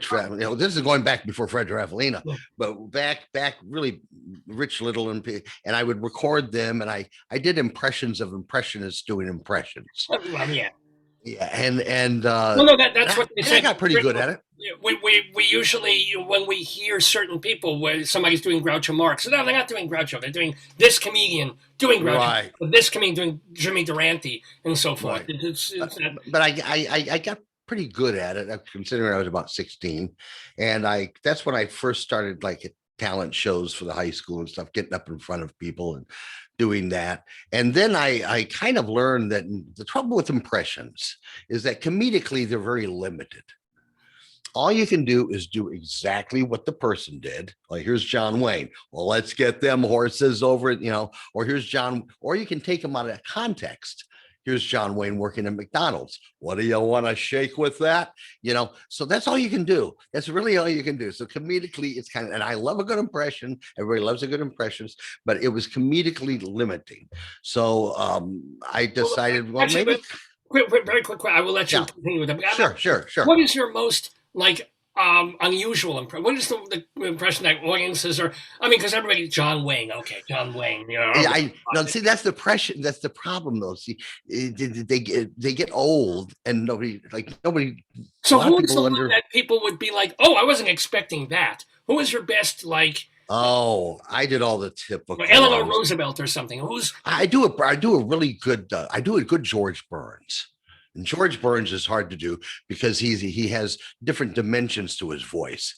And as George Burns, George would talk like this, and then he kind of go up like that, and kind of high, and then he would go very, very low like this. So it's very kind of a diversified type of bump, bump, bump, bump down in the garden where the red roses grow. Oh my, I want to go pluck me like a flower, cuddle me an hour, all but learn the red rose track, boom, it's over. So I like doing George Burns. He was fun. I do a good Jimmy Stewart, but see, nobody remembers. That's the problem with impressions too. Your subject matter dies, and as you get older, the new people don't remember who they. I mean, I'm going to do Al Jolson. Who? So. Well, you can't do Al Jolson anyway because he's been canceled. Yeah. Oh, he's the guy who put the black. Oh no, we can't. No. Yeah. So I just. No. Yeah. Right. See, they die and they go, they just become old hat. And then, so I decided that's not good. So I just decided to start doing stand-up comedy. I studied mime for a couple of years. And so I learned how to make people laugh without talking. And it's kind of an evolution, but in the back of my head, I always had the stand-up comedian thing to do. And I've always watched the great comedians. I was very lucky to grow up in all the great comedians that they had in the 50s and 60s, and then actually become a part of what they call the golden age of stand-up comedy, which was like 73 through about 84 or something like that. And I was at the Comedy Store, and I grew up. I myself grew and developed my act and came up in the age of the Comedy Store. So first of all, who was like your favorite comedian in the 50s, 60s that you watched and went, the most one I want to be like? Well, I never would seek to be like anybody, but if I'd have to say who's my favorite comedian and who I admire the most, I'd have to say George Carlin, because George was more than a comedian. He was a truth speaker, and he was a philosopher with comedy. He was very prolific. I was lucky enough to be friends with him and got to know him. And so he was a sweet, dear man. And I just consider him to be just a continuum of Lenny Bruce. Yeah, no, we were very honored to have his daughter on the program a couple of years Oh ago. yes, Kelly. yes, yes, yes. So, but tell us Kelly, if you yeah. have one, an anecdote. The story can be Okay, funny or I'll not. tell you. I'll Carlin. tell you one. This is a funny thing he did for me and me only, because he and I were alone. I was at his house, and he took me out to. He had like a garage that he had turned into a work an office, and we go in there, and I see all these signs on the wall that there were signs, like you'd see backstage. Well, he got them from backstages. There was a little sign. They were weird signs like men's choir room, women only, or things, weird, funny signs like this. And just, and they were, each one was funny because it was either contradictory or stupid or something. You just go, what? And he had probably 50 of them on us. And I said to him, George, where did you get all these signs? And he said, why do you think they call it ripoff? And he went like that. Well, evidently, he in his career, he saw these, he damped them all. He said, I gotta have this. So that, and I remember thinking that was very funny. He was a really sweet guy. Great. He shared that with you. That's wonderful. Yeah.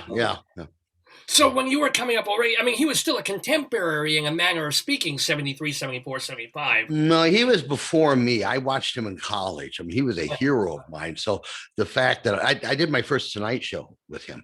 And so to meet him and get to know him and stuff, and he was just an incredible and prolific. I mean, look at all the material he put out. He was a word master.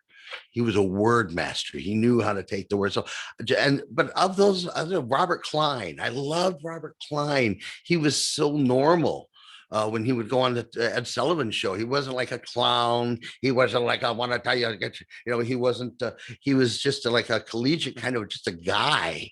And he had great material, a bit about the car, leave me alone, the car trying to start in the morning, leave me alone, I mean, these are bits that, so please don't try and start me. Please don't try and start me. Yes. Yeah. Leave me alone. Please don't start me. Please don't start me. Leave me alone. Leave me alone. Yeah. Really, by the way, I am honored that we've had George. We've had Robert Klein on this program. So really? Great. Oh, okay. He was one of the great one of the undercredited stand-up comedians of the 60s. He kind of had his own little genre. Close to a Robin Williams type a little bit. Yes, I started doing comedy like about 74. I was there when Robin came to town. I met, I mean, all the great Letterman. I remember there was a place out in the valley we used to go to called the Showbiz. It was owned by Murray Langston, who was the unknown comic. Right. And he had his own theater. He had his own little club. It was kind of a crappy little club, but his joke about it was it used to be a lesbian bar. It had pool tables, but no balls. But he was there. And this is the first time I met Letterman when Letterman came to town, and he had a beard kind of like he's got now, except it was red. And he came. So it was just all these great people that I've had the honor to work with, become friends with, and learn from, well, could you like when someone like a Letterman at that stage came on stage and was getting into it, could you tell that he had something that he was funny? Yeah, he did a lot of hosting at the Comedy Store. He and that's why he became so glib. Of course, he was a broadcaster before that, right. But he didn't get up and do bits, do the 10 minutes. He would host the shows, and so he would interact with the audience just like he does now, used to. And I'll tell you who I saw a few times in my career. I have worked with people and I've looked at them and I've said, they're going to be a star. There's just something about them. And the first one was Michael Keaton. He came to work. He was a stand-up comedian. A lot of people don't remember that. But he came to Murray's and he worked there, and he was just a young kid. But he had this likable charisma. Speaking of Robert Klein, I could tell he'd watched Robert Klein a lot. But Michael, whose name was Michael Douglas at the time, he had to change his name. His real name was Michael Douglas. But he just had this likability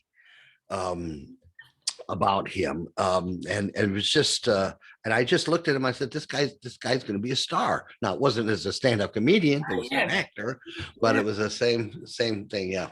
And And who then else? the other, Other- let's see the other, and I always forget the guy on Friends. David Schwimmer? No, not Schwimmer, not Schwimmer.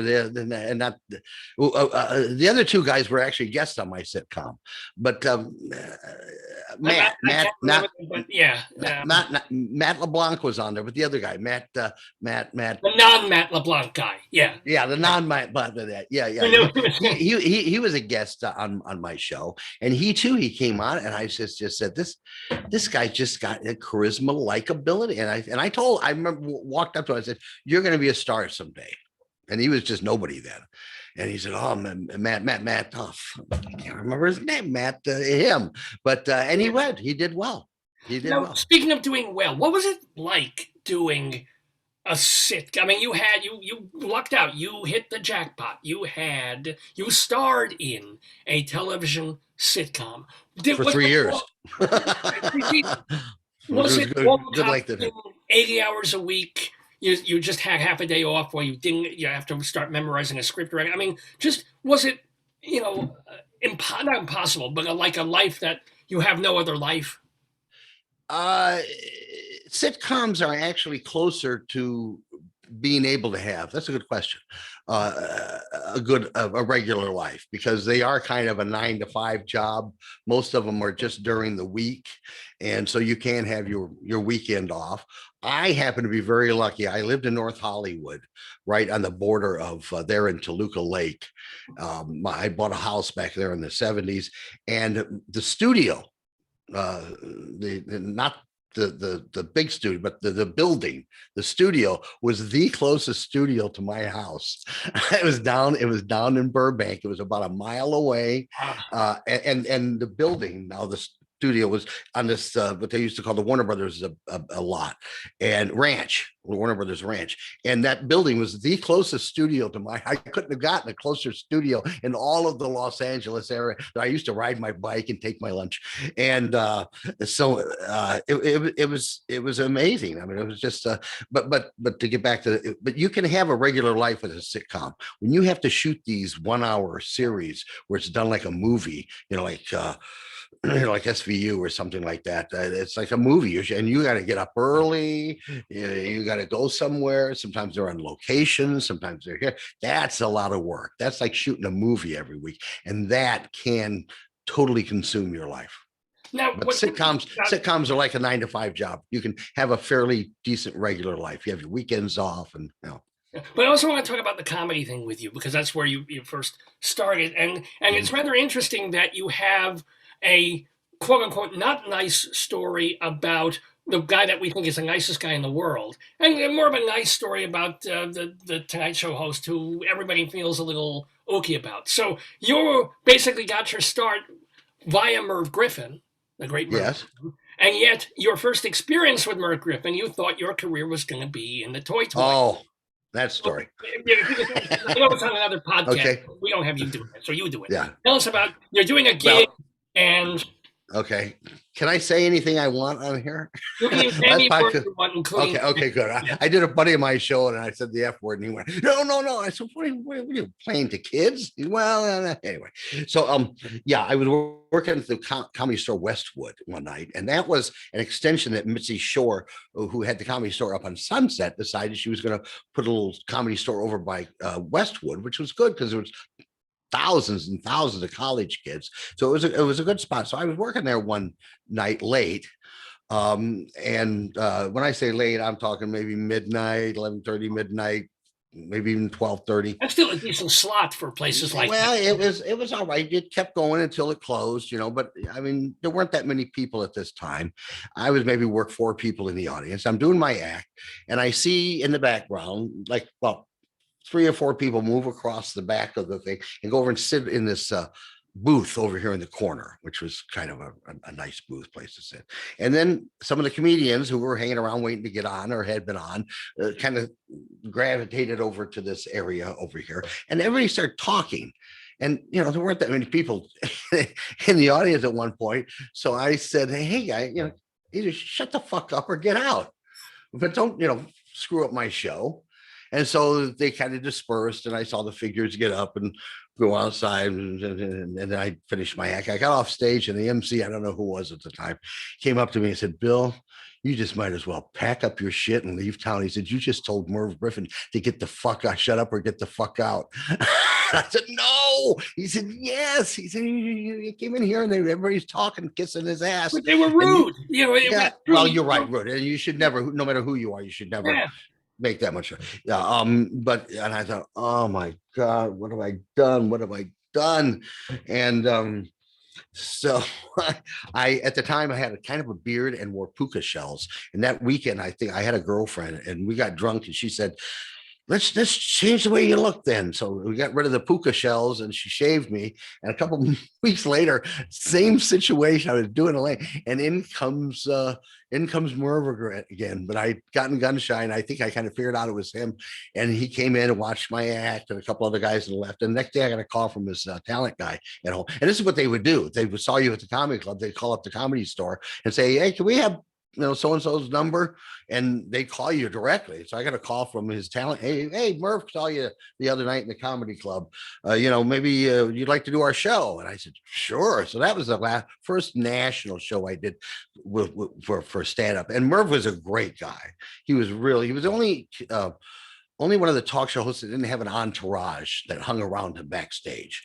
He was just back there. He talked to you and stuff. And so after about 3 or 4 shows, I was doing the show, and I saw him backstage, and he said, oh, hey, Bill, I see you're back on the show. I said, yeah, thanks a lot for having me. He said, yeah, well, have a good show. He says, but I tell you, he said, I ain't getting the fuck off of my own show. You're not kicking me out of here. Because I always wondered whether he knew if he made that connection, if it was me. But he was a great guy. But that's a mention of him it worked very, very well, essentially. Yes. Now we talk about, of course, the other elephant in the room, which is Carson. Was never bad. You don't really have a bad Carson story, except like the Booker talent guy there. You said didn't really know. Very often, as with any business, people get raised up into positions just through the fact that the person above them either died or quit or whatever.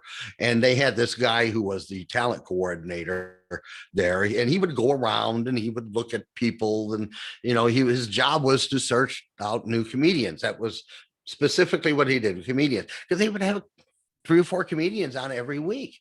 So there was always this need for new talent. And his name was Jim McCauley.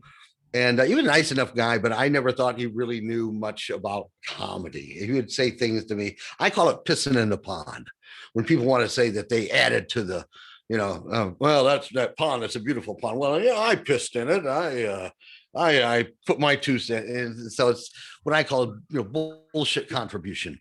And so he always would like to piss in the pond. And he would say things like, well, maybe you should say green instead of blue. Oh, yeah, that'll help the joke a lot. Yeah, you're right, Jim.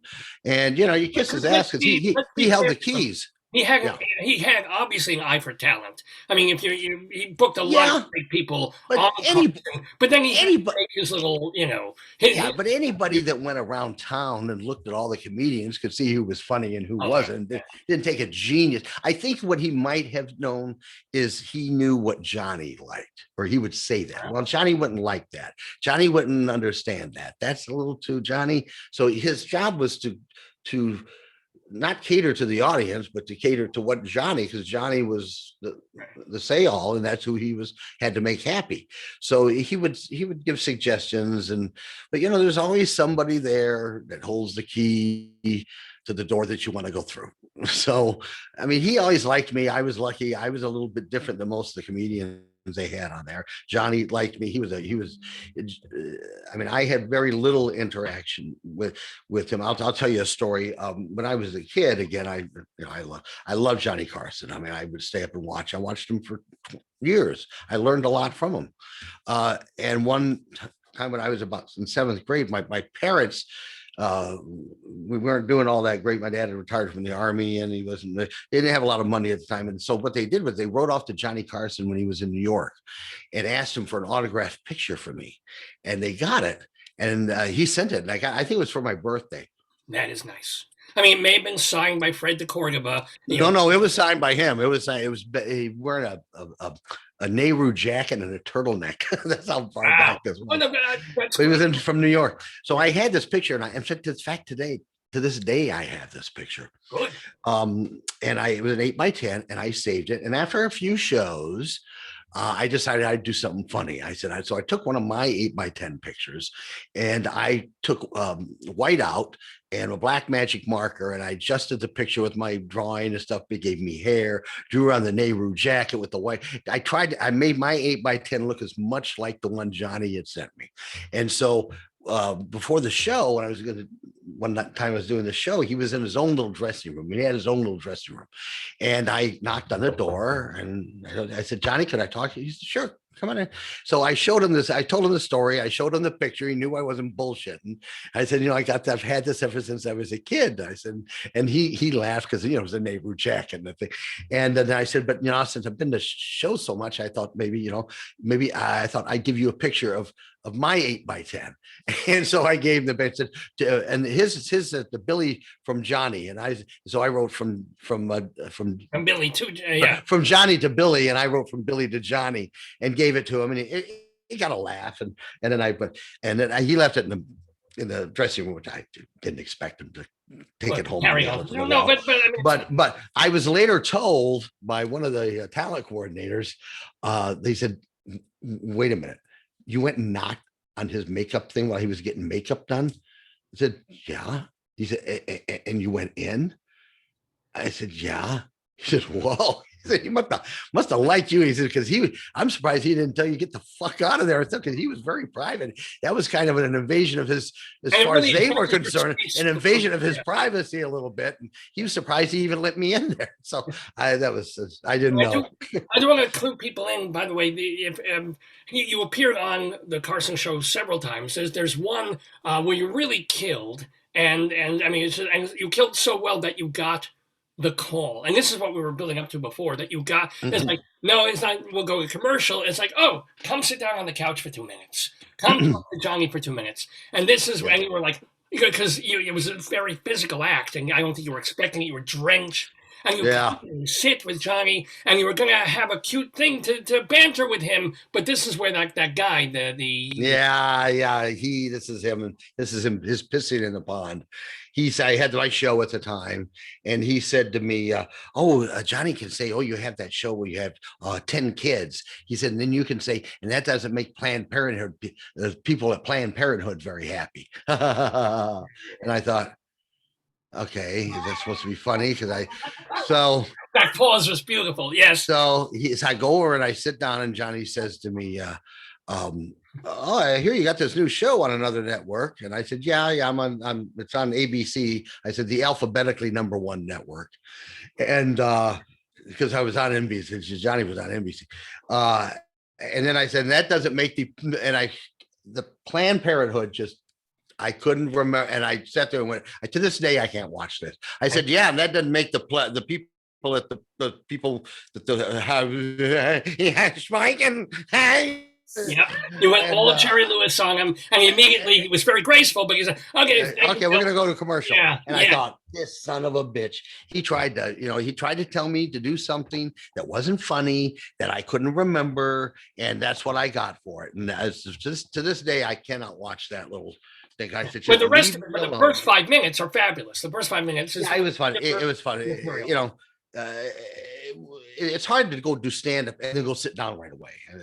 They usually would. But yeah. Can I ask, when was the last time you did a stand up gig? I mean, were you working up until COVID, or were you already retired? Well, I produced this show years ago. I was in Vegas, and I was looking through all the shows that were available, and I saw a lot of these tribute shows, Michael Jackson and Cher and all that, and I went to a couple of them, and I thought, if you can do this with musicians, can you do this with comedians? And so I started looking around, and I had a friend of mine that did a great Sam Kinison, I mean, he really looks and sounds like Sam. So, and he needed a job. So I called up Legends in Concert, which is the big company that have been doing this. And they were the originators of the tribute shows. And I said, hey, I got a friend of mine that does Sam Kennison. I said, it would be, and Sam had been dead about a year. And they said, no, we don't do comedians. Click, and hung up. And a little light bulb went off over my head. And I thought, I'm going to do this. I'm going to start a show with comedian impersonators. So this was 1996. And I spent about a year looking over the country. Mhm. And there was a lot of lookalikes. There's the world of lookalikes, and a lot of the lookalikes just happen to look like they work their insurance salesman, or they work at the bank, and they're not just happen to look like there's no talent for the most part. And for what a lot of them do, they don't need anything, but they can't sometimes do the voice. And so to find somebody that can look like, sound like, act like, and has the comedic timing to tell a joke was very hard. I went and looked about, and I put together a little stable of about 10 or 12 people. I had a guy, George Burns. I had a great Jack Benny. I had an incredible Red Skelton. I had, at the time, a Roseanne Barr, a Bill Cosby, and had a different. By the way, if you're still doing that show, I do an amazing Belle Barth. So if you're ever looking for a oh, okay, yeah. I shave, or a lot of makeup. It covers. It's good. I'm very good. I had a guy that did Dangerfield that used a decent about it, but see, these are more than impressions. Impressions you do for 35 seconds. These are shows that. So anyway, and over the years, I did that show for about 10 years. It was rather expensive because there were a decent amount of people in it, and air travel and all that stuff. And so and a couple of my guys died. The George Burns guy was an actual old guy, and he died. My Jack Benny guy, he was an actual old guy, and he died. And then my Red Skelton guy, he died. My Jack Dangerfield guy, he died. And so a lot of them got shipped away at. Probably been thinking in terms of, what, these people aren't going to be remembered, not your impressionists, but the original people aren't that. You should have been looking for a George Carlin guy. You should have been looking for. I did. I had a George Carlin guy. Yeah. Okay. Yeah. I had a George, but he made more money flipping houses than I could offer him, so he didn't want to particularly do it. So it was a different one. So, and I had this one guy that I'd hired named Roger Cabler, who did Robin Williams, and so when Robin died, about a year later, I called Roger and I go, hey, Roger, I'm still doing the Legends of Comedy, but it's really expensive. I had a hard time selling it. Maybe just a show of you and me. We go around, I'll open up the show. And then you do Robin Williams for 50 minutes. And so I've been doing that for about 6 years with Roger. And it's called it's called the Ultimate Robin Williams Tribute Experience. And he does an amazing job. If you go to robinexperience.com, robinexperience.com, you can see the show. You can see what he's, and he is absolutely, you swear to God you're watching Robin Williams. And I know Robin Williams. I did a form work in Mendy's. I knew him from the day he hit town. I have watched him all for the 40 years that he did performing. And it was just, I know him, and Roger has him down to the fingertips, the way he holds his hand, the way, oh, look at that. It's incredible. Oh, look at that. The moon like a testicle hangs low in the sky. Oh, it's incredible. And so he does this Robin. So to answer your question, yes, we were doing shows, and then COVID hit, and we're just starting to go back to doing shows now. We're doing a streaming show actually on Stellar Entertainment. It's a streaming network, Stellar's Stellar, on April 1st. He's going to be doing a show there, so people can go and check that out. And he's working on a movie. I actually have a movie that I'm just finished up that it's taken me 4 years to do, called Taking Al Back Home. It's the story of my dad was in the Army. And I didn't know it until I was an adult, that he was a hero in World War II. And he got a lot of these, he didn't talk about it. And when he died, he had his ashes, cremated. My mother got them, she kept them, and then she died. And then I got them and he wanted them spread on this river up in Michigan in his hometown.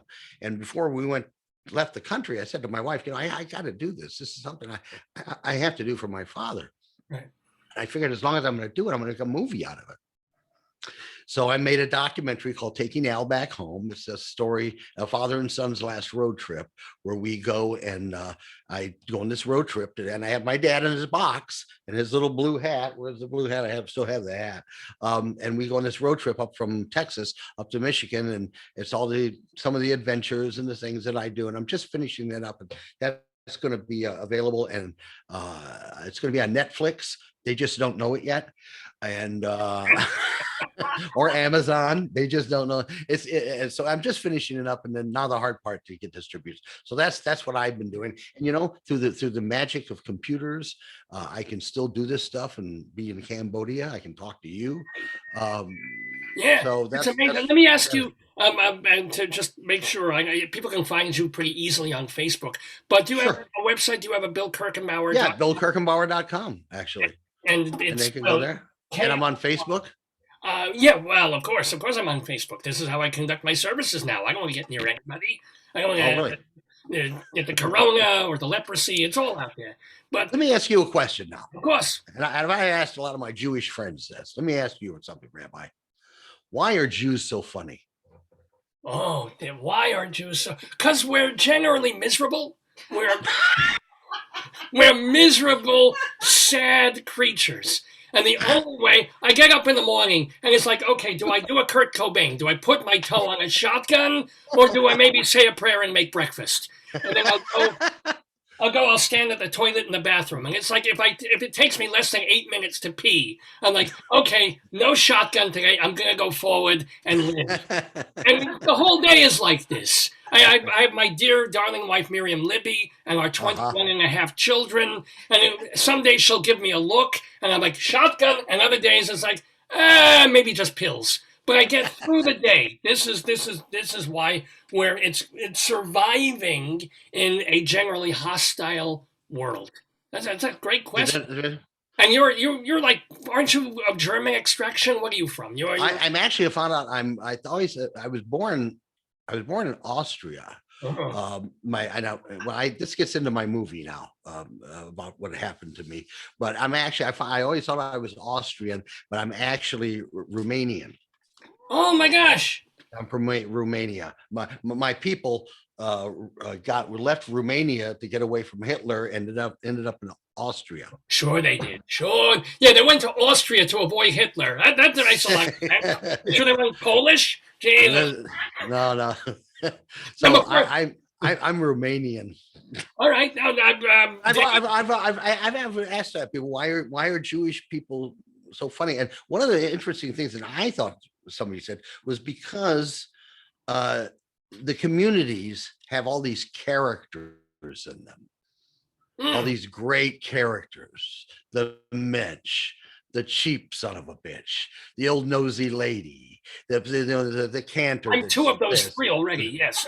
Well, that's what I'm saying. And just like the Italians are funny too. But the Jewish communities, when they used to be communities like in New York, they had all these characters from which they derived humor. And I think that had a lot to do with it. And when you're growing up and you live amongst, characters as opposed to boring people, then that brings out your humor. And I think so. I think every culture has that. I think it's also Jews wanting to stay one step of the oppressor, one step ahead of the people, whether it's in business, whether it's dealing with authorities, Cossacks, police. It's sort of like, how can I just be a little bit quicker, a little bit sharper, a little bit funnier, so that I don't get a club in the head and thrown into Siberia for 20 years? Well, my dad was, like I said, in the Army. So that's kind of what you're talking about. What I used to do, which was because I went to 12 schools in 14 schools in 12 years. And sometimes I would have to enter into the school in the middle of the year. So I broke into hey, how you doing? Oh, well, we won't beat him up because he's kind of funny. If you can make your opponent laugh, you sort of disarm. Right. Right. Right. Now, granted, I would Exactly. rather be of a culture where you can disarm an opponent by actually cutting off their arm. But you look at me, I'm like, no, I better be funny. This is Okay. to understand that. Now, before we Yes. bring Dave back and you start playing the trivia game against our I regular contestants, that's coming up in a moment or two. We never got to speaking of funny Jewish people. Norman Lear, you were on two of his most unusual and yet classic TV shows. There was America Tonight. Well, first Fernwood Tonight and America yes. Tonight. Can you tell us any stories about doing that or working with Martin Mull and Fred Willard? Anything Well, in that era? that was, that was my first acting job, I think. It was.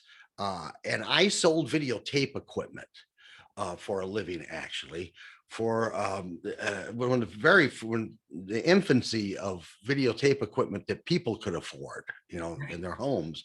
And I worked at this camp called talk about I worked at this place called Henry's Camera downtown. It was owned by German Jews.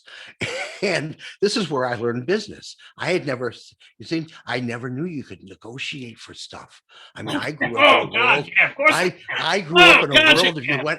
you went into a store and you would say how much was it, and they told you, and you'd buy it. So I worked in this store and I learned business Oh about yeah. this, that you could, and they would negotiate, and they would have this. Then these were German Jews, and they would play all these little games. They had this one. I remember this one time they would do this thing where they would show somebody, like let's say the store paid $100 wholesale for it, and it was sold for $200 retail, and I had the guy down to 175, but they wanted to make him think that they play this little game where the boss would come out and go, "What are you doing?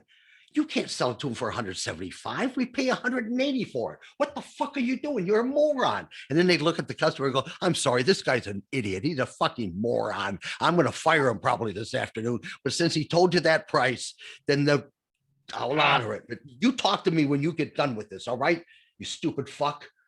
And he's going to make, so now the buyer would forget trying to get it any cheaper. He thought, Right. oh, they're already losing $5 when really we only paid $100 for it. And so we do these little things like this. I go back to him. I go, "Do you have to yell at me and call me a stupid fuck?" He goes, "Don't take it personally." He said, "It's just a thing. We got a thing. We made $80 on this lens." No, so I learned a lot about business that you can negotiate with this stuff. So I sold video. Okay, I'm getting away from your story. So I had videotape equipment. And I heard that they were having this Fernwood Tonight, and they were looking for characters that were in a little town. So I had the luxury of taking this equipment home in my apartment and making a videotape of several characters instead of just going in and going, "Thank you very much. We'll call you. Don't call us." So I made a tape. I did it like a dog catcher. I did a mayor. I did something else, and then I did this Tony Roletti, which was based. I worked at an Italian restaurant once as a busboy, and there was a guy there who played the organ. This is in Florida. Played the organ with a big brandy sniffer, and did tie yellow ribbon around the, "Hey, how you doing?" And he was just going. And we'd have to watch him after, late at night after everybody left, and I have to sit and watch this guy. And he had a powder blue tuxedo, and so that was kind of based on this character. And I called him Roletti because I figured he gives you agita, and so you take Rolaids, and that was my thinking. So I called him Tony Roletti, and I made this tape of about 5 characters, and I took it over to Norman Lear's place, and I left it off, and about a week goes by, and I get this call from Alan Thicke, who had been hired to replace whatever son of a bitch they fired to do this show. And Alan didn't know, I didn't know him at the time. And he said, "Hey, I was watching this tape." He said they left in my office. And I was like the only one that did this. And he said, "Dude, I like that Tony Roletti character guy." He said, "Can you come in?" So I went in and we talked, and he said, "Okay." He said, "You're hired." I go, "Okay." So I went out and bought a bad toupee and a cheap powder blue tuxedo, and then I went in. I got a script that night, and I studied it. Here's the great story. So I study this script, and I, like an actor, I learn all my lines. I go in, I sit down, we rehearse it. We kind of like a loose rehearsal with Martin and Fred Willard, who were both geniuses, and I kind of worked and I didn't know what I was doing. So, okay, lunchtime, we'll come back after lunch and we'll shoot the show. I go, okay. So I get up and this girl comes over. She says, let me see your script. So she takes my script. She starts tearing pages out of it and making X's and putting new pages in it and doing, and she goes there. And I go, yeah, what did you do? She goes, oh, those are rewrites. I go, I said, what rewrites? I said, I just spent all night learning my life. So I didn't go to lunch. I went back in my dressing room. I did as good as I could to get this together. And I did all I could. They came back from lunch. We go to tape. I get my costume, I get the makeup. I'm thinking, oh my God, I don't think I've got this down. So we go out there. They rattle on the tape, and I go out there. I sing my song. I'm off tune. I'm off key. I'm on a thing. I screw up. I go over and sit down. Then those two start saying stuff that wasn't in the script, and I start saying stuff that was kind of in the script. And then they start saying other things, and I'm doing this, and then we went to commercial, and I thought, oh, that was horrible. And then I see Alan Thicke come out from behind the cameras. His head pops around. He's looking at me. I could tell he was looking at me, not them. He's looking at me, and he comes out from behind the cameras, and there's about 30 feet between the cameras and where my face was. And he comes walking at me, and I can tell he's coming at me, not at them. And he's walking right directly at me. And I remember thinking, I told this story. I remember told this story at the SAG reunion, about 500 people years ago at the Screen Actors Guild. And I said, I remember thinking to myself, he's going to hit me. I thought, he's mad. I really fucked up. That was horrible. He's going to hit me. And he went right up to my face and go, that was great. Keep it up. It was fabulous. And then he went back, and I thought, wait a minute. Is he watching the same show I was? Because I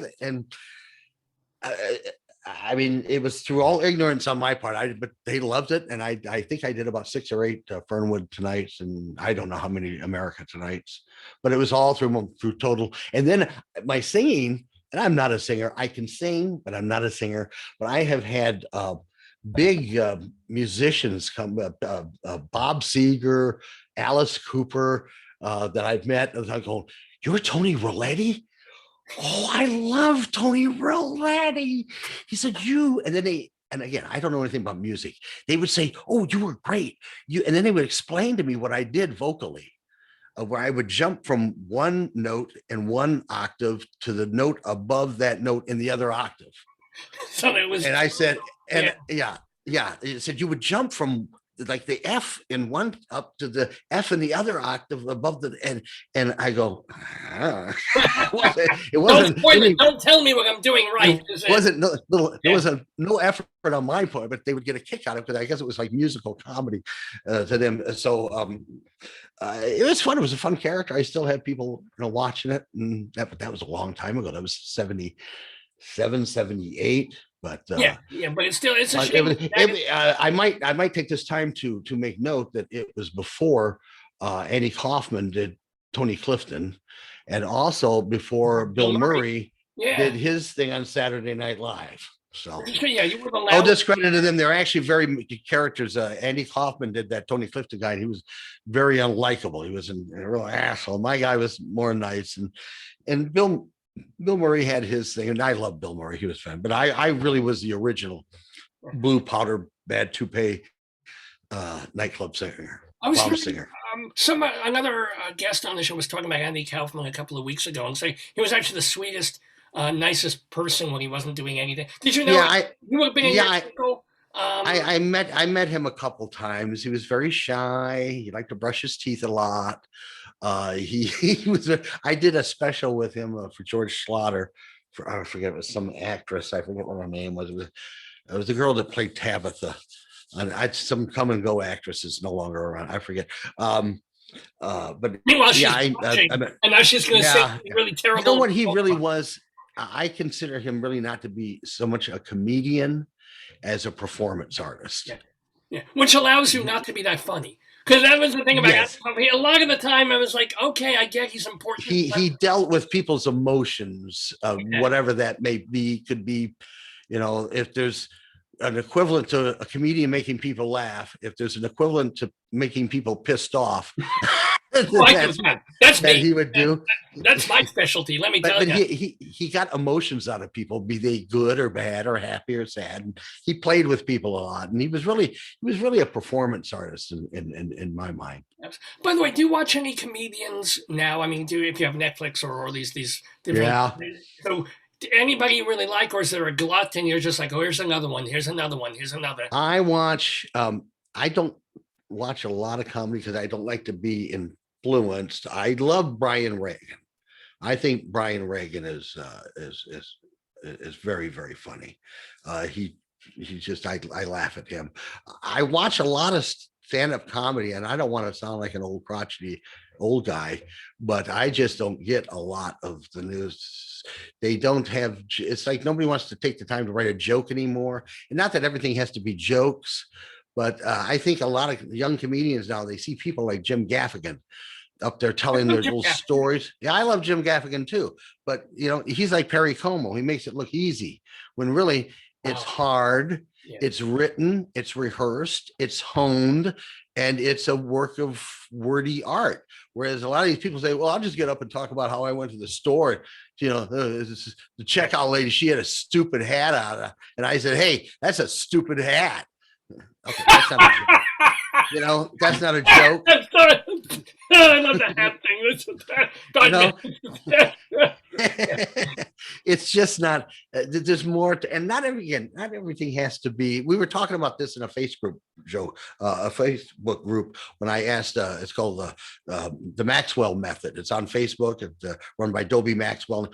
A lot of comedians, like 3,000 comedians, are on it. And I asked the question the other day. I said, define the word joke. Yeah. Well, that's a simple question, you'd think, but it's really a hard, because people say, well, it's a string of words that make people laugh. I said, oh, really? Well, what happens when you hit somebody in the face with a pie? There's no words involved there. Is that a joke? If I make a face like you laugh, is that a joke? No, or what's worse is not worse, but it gets complicated. Like if you've heard the joke before, and he doesn't make you laugh, but it's a joke still. It's intended to create laughter, but is it just verbal? Is it physical? Is it right? But is it a typical setup punchline? Is that's a joke, but is a funny story, like Jim Gaffigan, who tells stories. I hate it when people try to tell stories and they're not good storytellers, because you got to be a good storyteller. I think you remember one of the great joke tellers of all time, Myron Cohen. Oh my God, Myron Cohen! The man stood there, did the same voice, but it was hilarious, and just the jokes and the timing. And comedy is about cutting out the fat, just getting it down to what you need to make it. Get rid of all that fat. And Myron was great. Dangerfield was fabulous. But again, those are just jokes, jokes, and those are styles. But comedy is very subjective. It's very. I find it to me, it's almost like a calling. I'm not particularly religious, but if I would say that I had a calling in life, I was a gift of being able to make people laugh, and almost as importantly, being able to realize and understand that gift and to do something with it. Wow. I am so glad that you have done so much with it just in the time so far that you have been with us on this program. Well, thank you, Rabbi. Let a new guest into the Daverhood, because you're going to play a trivia quiz against the guest. But unfortunately, I have to go. I've been leaving my congregation waiting for me for an hour. I'm sorry about that. Oh, they're clawing each other to death as we're speaking. So I've got to go. First of all, let me, Rabbi Sal Solomon, thank you so much. And just how delightful. Well, thank you. Thank you, Rabbi. I appreciate it.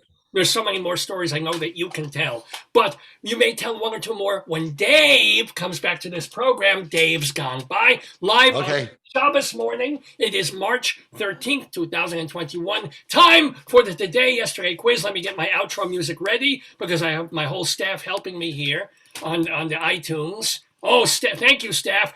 We'll play a little bit of music, and then Dave and Bill Kirchenbauer still with us, and the game. Oh, here we go.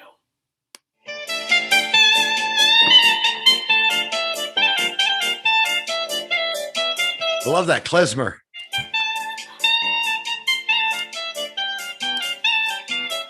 I love klezmer music. Rabbi Saul Solomon once dated a klezmer musician, but she became a lesbian. So there you go. It's very close to Cajun. Yeah. It's a kind of a Cajun. Yeah. Minus the shrimp, as we're saying, because you won't have the shrimp boil. By the way, we're with Bill Kirchenbauer, who is going to be. I'm Dave Lefferts, by the way, the host of the program. Thank you so much, all right, David. Rabbi Saul Solomon, who is with us talking. Nice guy. Yeah, you all know him like I do. But we also have with us Fred Cleaver and his wonderful wife, Wendy Highby, and they will be playing. Here's Wendy. Hey, Wendy. Hi, Fred. How are you? Hi. Doing? Say hello to Bill Kirchenbauer. Hey, Bill. Hey. Hello, folks. How you doing? I'm a big fan. It can be very hard. Their microphone. I was a big fan of Frendy tonight, so it's delightful to see both. Oh, okay. Thank you. Here, there you go. Kind of. Here's a little Tony Roletti for you.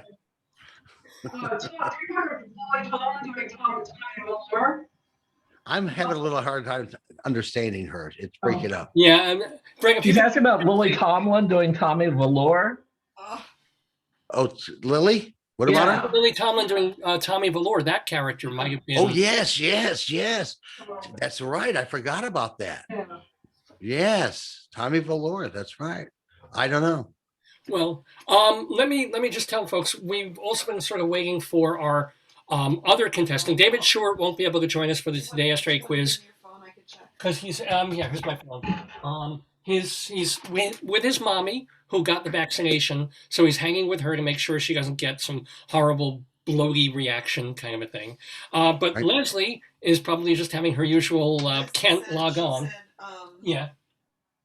She said too late for today, and she put question marks. So just to tell her no, join. Okay. Yeah. So we might be we're hopefully joined by our regular contestant Leslie Hoban Blake, who is a theater critic and former theatrical director. Fred Cleaver has written about science fiction and written some science fiction. His wife Wendy is a librarian and also an author, a scholarly author. How are you guys doing? Is it crazy out there? Are you getting 8 feet of snow in northern Colorado right now?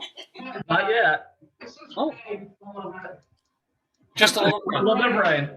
A little bit of rain. Because it was amazing. We were talking about this in the beginning of the program that even as late as yesterday, the forecasters were like, well, you might get 4 inches of snow or you might get 4 feet of snow. It's like, you don't know. Is your Doppler not working? What are they expecting? It might be worse than the foothills. Boulder might get a couple feet. Boulder might, well, yeah. Foothills get a bit harder. Well, it looks like we are actually going to have our third person. Oh, she's joining. I just texted. Yeah, no, she just tried to get on. I just admitted her, but will she make it? And this is the only tension this program ever has. Everything else is just pure boredom. Ladies and gentlemen, waiting for Leslie. We might have lost her though. She's trying. Tell her to try again. It's Bill Gates' fault. Oh, I know, right? She has trouble with the phone. She every week pretty much. It's either she can't log on. I think she's using her toaster essentially to try and that. Yeah, she's in the middle of New York City. She's like in Manhattan. You guys are all the way in Colorado in the middle of what's going to be the blizzard of 2021. Bill, I don't know if you guys know this, Bill is literally right now in Cambodia. You are looking at somebody in Phnom Penh as we speak. 93 degrees with a chance of coconuts. Oh. And I'm writing with my Phnom Penh right now, so here we go. I don't know. Since Leslie already knows the rules of the Today Yesterday History quiz, let me clue everybody in on what they are, so if she tries and still can join us last minute, we can get through those. So the rules are pretty simple and quick. You guys know them already, but Bill hasn't played the game yet, so welcome, Bill. Here's the deal. There are 9 questions plus a tiebreaker if we need it, but we do the tiebreaker anyway, just for funsies. And there's no prizes, by the way. You get absolutely nothing, Bill. You just bragging rights. Bragging rights. Did you get paid? Are you sure the rabbi isn't running this show? Wait, let me tell you. Rabbi, nothing, it's nothing. Don't give me. They have to pay to be on the program. Yeah, yeah, that's right. Normally, we make contestants pay to. Oh, I see. So you guys get to go on the show free. That's rare. That's rare. Okay, I'm honored. Anywho, each question is worth 2 points, and Okay. if you there's no penalty if you get it wrong. However, Okay. if you get it wrong, the other team can get, or it's Wendy and Fred are playing as one person. They're a couple, but they're together. Okay. And if they get it right, they steal the points. They get the 2 points. Okay. So that's really the whole thing. We do 9 questions. We roll. Is there a subject matter or just anything? Trivia history, But but Okay.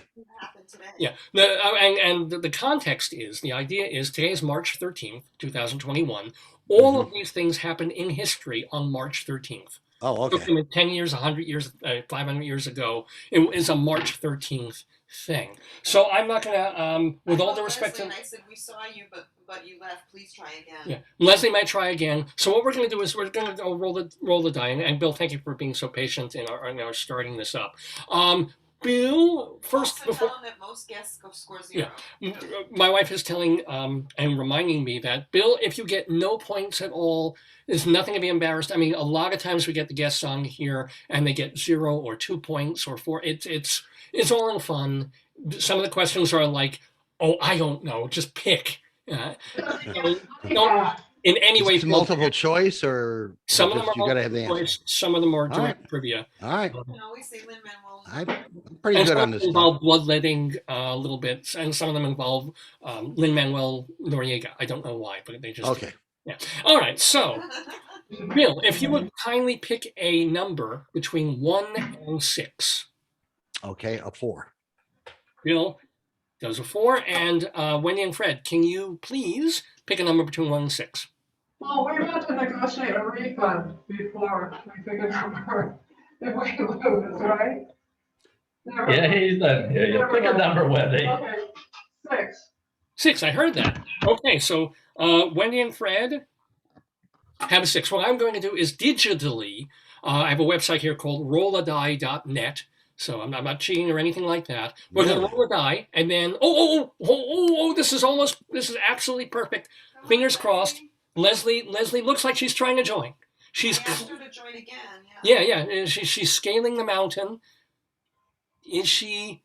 Go, Leslie. It's your birthday. Go, And Vegetation has to be. and we're just going to be here until 3 o'clock in the afternoon. It's the Amazing. Wi-Fi. Her Wi-Fi. Yeah, she's got, because they haven't figured out, internet in Manhattan. I want to try it upside down. Oh, wait. Oh, I see something. I see something. Leslie, have you? Yes, I see a head. I see a hat. I see the rest of you. Looking good, I'm so Leslie. sorry. Good morning. I'm so sorry. This is it. Leslie, have you been with us? You have Payas. What's up with that? I just don't even go there. Just good morning. How are you? Let me make Hello. introductions real quick. Leslie, our guest in the Daverhood today is Bill Kirchenbauer. He is, you may remember him from America Tonight and Fernwood Tonight, a stand-up comedian. Just the 10 of us on TV, and Carson and Letterman and Merv and all those people. So, hi. This is Leslie Hoban Blake. Leslie is a theater critic, theater director. She hosts or co-hosts the weekly video or bi-weekly video cast Critics Circle that you can watch on YouTube, where they interview people of the theater and review, at the moment, virtual shows. And she is a fierce competitor. She's the one to beat, even though Fred. But you've already started the game, I assume. Well, Leslie, your No. game is perfect. Pick a number from 1 to 6. Wow. 2. 2. All right, Leslie with the 2. I'm going to roll a die now on our digital die rolling platform thing. It goes. You're so eloquent. I know, the digital die rolling platform thing. Look at this, beginner's luck. Bill, the die actually came up number 4. This means that you get to choose, would you rather go first, second, or third? I'll go first. Bill will go first. Okay, I'm going to roll the die one more time. I roll. And that came up a 1, which is closer to Leslie's number. She picked 2. So Leslie, would you rather go second or third? Should we rather go Second. second? And so Wendy and Fred, you bring up the rear, and but not in public. So here we go. You will be taking the third slot as we begin our today, yesterday quiz of questions. Are you all ready? Yes. Bill's been ready like 6.5 hours ago, but we begin. Here we I go. got my Cambodian water here. That'll help. Is it? Oh, He's in great. Leslie. He's in Cambodia right now for reals. Are you serious? No, No. we're not Sirius XM. This is just Facebook. But yes. All right. Here. Bill- Just I know we're supposed to start the game, but why are you in Cambodia? Or is that a long story? Oh, a long story. Long story that he told about an hour ago, Leslie. I'm I sure, know this I'm before the show, sure. before we start. Here I'm we go. sure. All righty. Bill, I'll watch it tomorrow. I'll watch it tomorrow. Okay. Bill. I'll It's find the show. out It's then. pretty interesting. it's a great story. He had a wonderful conversation with Rabbi Saul Solomon, and we're very thrilled to have him. And Bill, I am thrilled to give you the first question in our quiz. Here we go. The year was 1781. Musician and astronomer William Herschel, was looking through a telescope when he thought he saw a comet in the sky. Instead, he discovered an ice giant. 8 years later, they officially named it what? An ice giant. Well, that would have to be Jupiter. Whoa. Is that, and I'll do the NPR kind of thing. Very confident, right? Is that your final answer? Yes, it is. By Jupiter, Bill, that was not the right answer. I'm very, very sorry. So we're going to roll the die. Yes, I Gee, you had me going there. I thought I was smart. You are smart. That was a very good guess, but not the right guess.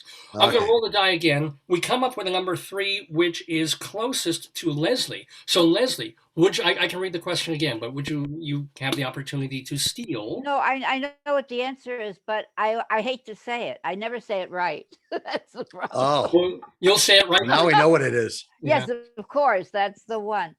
Only because I know the ice giant thing. I'll go for the Uranus. I'll go for the least offensive. Oh, Leslie, really? Is that your final answer? Yeah. Well, I was going to check Wikipedia on this and look up Uranus, but yes, you are absolutely correct. That is the answer. Look up Uranus. Leslie Hoban Blake. I got it, Charlie. I got it. I got it, David. Yes. Do you know why it's called Uranus? It's one of the gods of Greek, whatever, or it was Greek. Uranus, or the Greek god of the sky. I could have said Uranus. I didn't say it right. See, and also they particularly picked that one because this is really, I'm not joking. Very recently they had discovered uranium, and so even though it wasn't connected, Uranus, let's do that one because uranium was a big topic in the news when this was done. They discovered uranium back in 17, whatever you said. Wait, that doesn't make sense. Maybe. Hey, that can't. It doesn't make sense, does That it? makes sense at all. Okay, forget I said that. Fake news. I'm a terrible host. I'm like, I I didn't know because you could do this. I never question you. I never question you, David, but that really doesn't sound right. Yeah, it doesn't look. Alex Trebek had a team. Or maybe that's when they make it a planet. Alex Trebek has a team of writers, honey. Yeah, Trebek had writers. I've got me and Rabbi Saul. Scary. Anyway, Leslie on the board. Next question though goes to Leslie, so you can actually build on your lead. Wow. Here we go. The year was 1852. Making its debut in a satirical cartoon in the New York Lantern newspaper was this figure. Oh, Leslie's already nodding, man. Wow. Who had been... No, I'm not nodding. I'm listening. Okay. I have the ear things in. It sounds different. I'm just nodding. Yeah. Oh, okay. So I'll start. I'm sorry. Leslie's a responsive audience member. Yeah, you're like you're what every comedian wants. It's like yes, feed me. Right. Making it. This is 1852. Making its debut in a satirical cartoon in the New York Lantern newspaper was this figure who had been preceded by the characters Columbia and Brother Jonathan. Name that drawing.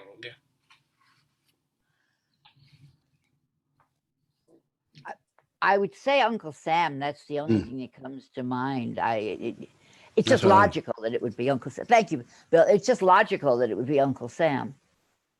And is that going to be your final answer? Yeah, I can't think of it. I mean, we are talking about America, right? We are talking about America. Well, making its debut in a satirical cartoon in the New York Lantern. Yes, okay, yes. Then I would say Uncle Sam, yes. Uncle Shmuel it is. Well done, Leslie Blake. That is the correct answer. You're on the board now with 4 points, running away with the game almost. Well, I should always come late. There's a joke. No, wait, I'm sorry. No. Bill, I walk into these things all the time. You It's just do, I can't you do do. anything about it, you know. Guy walks into a bar, you get 4 stitches, Anyway. Oh, thank you. Oh, Bill's just sitting there like, all right. 18. This next question goes directly to Wendy and Fred to conclude our first round.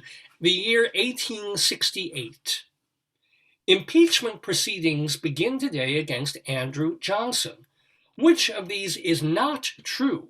There's multiple choice. Which is not true about the 17th president of the United States? A, like Lincoln, he was born in a log cabin. B, to relieve stress, he would befriend and feed stray cats. C, when he gave a speech at Lincoln's inauguration, he was noticeably tipsy. Or D, trick question, all of the above are true. I can read them again. I'll I would say all of them. Yeah. Okay, we'll say D. You'll say D, that these are absolutely all true. They're all true.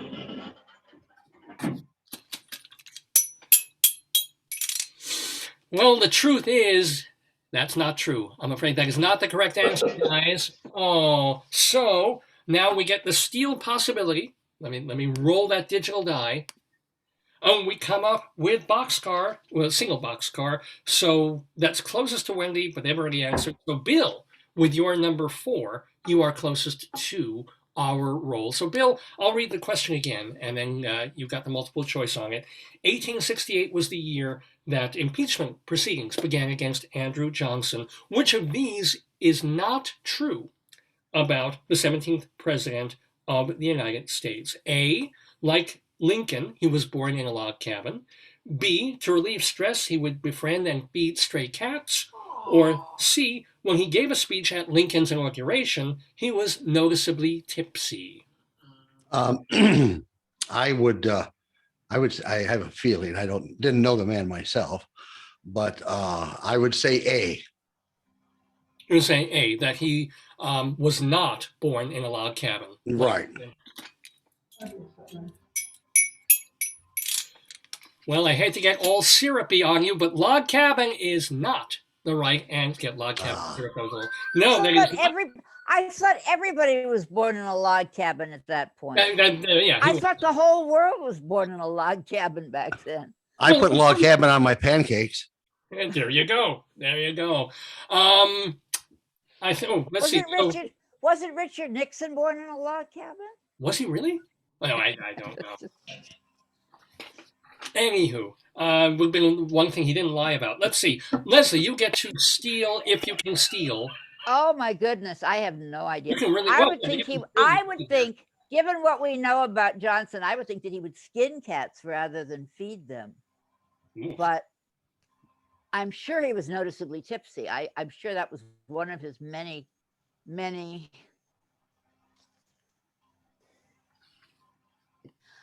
Oh, I'll say he fed cats just because it seems not the right answer. So I think it's probably the right answer. So you're going to say it's counterintuitive. Yes, it's counterintuitive of me. Go ahead.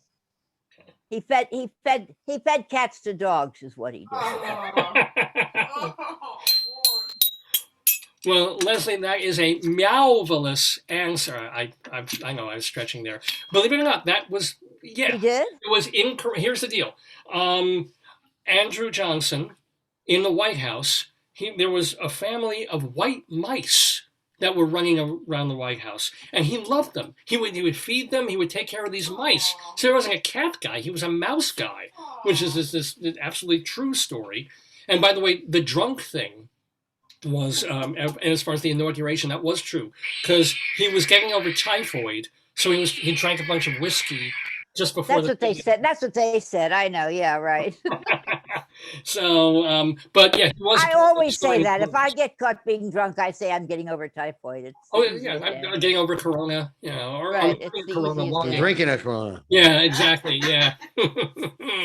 Anywho, it just occurred to me. I was just thinking because I got my shot a couple of days ago at Aqueduct Racetrack in New York, and Oh. wouldn't it make sense that Corona means crown, and is Aqueduct one of the jewels in the Triple Crown, or is Yes, that it Belmont? is. Ah. Oh no, it's Belmont. It's It's Belmont. Belmont. It's Belmont. I was It's so close to Belmont. having good comedy there, You but could lie. I was married to a guy who turned out to be a gambler, but being a nice girl raised in New York, I knew nothing about any of this kind of stuff. So it took me a long time to figure it out. But I spent part of my pregnancy at Aqueduct. wow. I did. Well, if it was either that or stay home by myself, so I would go with him to Aqueduct. Did you lose all Lost. He lost everything. Our baby slept in a borrowed carriage because we couldn't afford a crib. It was terrible. It was an awful life. I left him. Well, good for you. Yeah. Well, yeah. Oh wow! Wow! So many things I learned about our Oh past. yes. guest Oh on the yes. show. Huh. Oh yeah. Anyway, well, you. I don't know. There's no pun to make about this. There's no gambling. No, it's not. You are It was leading really. It was one of the. I'm sorry. It was a trigger. You I gave get me it. the word aqueduct, and that all came rolling out. It's Yeah, and not to mention I rolled the dice, 10 times Yes. during this game. But it's 6-0, Leslie, after the beginning of the first round. So, whenever you got, the thing is, David Sheward's not here, and he's not going to believe it. So what good does it do me, right? It's recorded. It's The recorded. private joke, Bill. That's our normal, our regular, usual regular. nobody on this program is normal, but usual would be the proper thing. So let's begin round 2, where you guys get a chance to try and carve a little notch into Leslie's lead. Bill, this question is directly. I don't. Yeah, that was badly done. Bill, this is for you. 1877 was the year. Big I day remember. for inventor Chester Greenwood of Farmington, Maine. He gets to patent this wintry invention that he first devised when he was 15 years old. What was it? Is a multiple choice. Okay. Was it A, earmuffs, B, galoshes, C, rubber hot water bottles, or D, a hand-cranked snowblower? I'll read the question again. All right. 1877, Chester Greenwood of Farmington, Maine, patented on this date, March 13th, this wintry invention that he first devised when he was 15 years old. What was it? Was it A, earmuffs, B, galoshes, C, rubber hot water bottles, or D, hand-cranked snowblower? Well, I'm going to say the earmuffs. I think they probably must have thought of that years before that. That's not a complicated thing to come up with. Let's put something over my ears. Now they're not cold. Okay, so that's a little too simple, I think, for them. Let's see, and the other one, galoshes. No, that would involve rubber, and I don't think they had any kind of rubber. That's why they Quite have up young to children. them. Yeah. Yes. And then the hot water bottle also would involve some sort of rubber, which I don't think was available then. So I'm going to go with a hand. In fact, when you were saying this, I was thinking snow shovel. But so when you said that, I said a hand crank. Oh, I'm going to go with the hand cranked snowblower. I'm sure it wasn't all that great, but yes, that's my final question. Answer. Well, after a flurry of thought about all that, I have to say, Bill, I'm sorry, that is not the correct answer. No. All right, well, then I invented the hand cranked snowblower. Well, every man that's when they're 11 years old invents the hand crank. But let's roll the die. Let's see. All right. We come up with, and just as I did this morning, I came up with a number 2, which means that Leslie Blake. Fred and Wendy, they just shake their heads. They're like, I can't. Sorry, guys. I'm sorry. 18 Give it to Fred and Wendy. I'm not. I don't know the answer. Well, I'll give you the choices again. It was what? Give me the year. No, tell me the year again. I remember the choices. What's 1877. I believe they had rubber at that point because they had hot water bottles in the White House. They used hot bricks at first. But by then, I think they had hot water bottles. I do think that. I'm almost positive. My grandmother had a friggin' hot water bottle, and that wasn't that Yeah, but much that was- later than that. Really? I'm going to say hot water bottle. Not to, yeah, I'm going to say hot water bottle. Because the idea is to take a patent on something is so that nobody else can make it, or they have to pay you when they do make it, right? So, Right. so you're going with that. Yeah. Well, I'm sorry to get you in some hot water, Leslie Hoban Blake, but that is not the correct answer. Okay. Great not. So it's time for Wendy and Fred. You get a chance to steal this question. Chester Greenwood of Farmington, Maine, patented this invention on this date, 1877. Was it earmuffs or galoshes? Go ahead. We'll say earmuffs. Is that your final answer? Yep, sure. Do you hear what I hear? Earmuffs. Yes, indeed, it is the earmuffs. Well done. Hey. Good sport, Bill. What happened was the kid, when he was 15, reportedly came up with the idea when he was ice skating, and he asked his grandmother to sew tufts of fur between loops of wire. And he kept working on it and doing it, and he came up with, a couple of years later, came up with a patent on it. So earmuffs. Well done, Wendy and Fred. I would like to send a note to his descendants because I can't live in the winter without earmuffs. I have been an earmuff girl ever since I can remember. So Oh, a woman without her muff. I mean, come on. It's just what? you've never been to Brazil, I take it. I can wax poetical about it, but you know, anywho, get it? We get it. We know it. It's a 6-2 game. Leslie with 6 points, Wendy with 2, but Bill's not out of it yet. We do.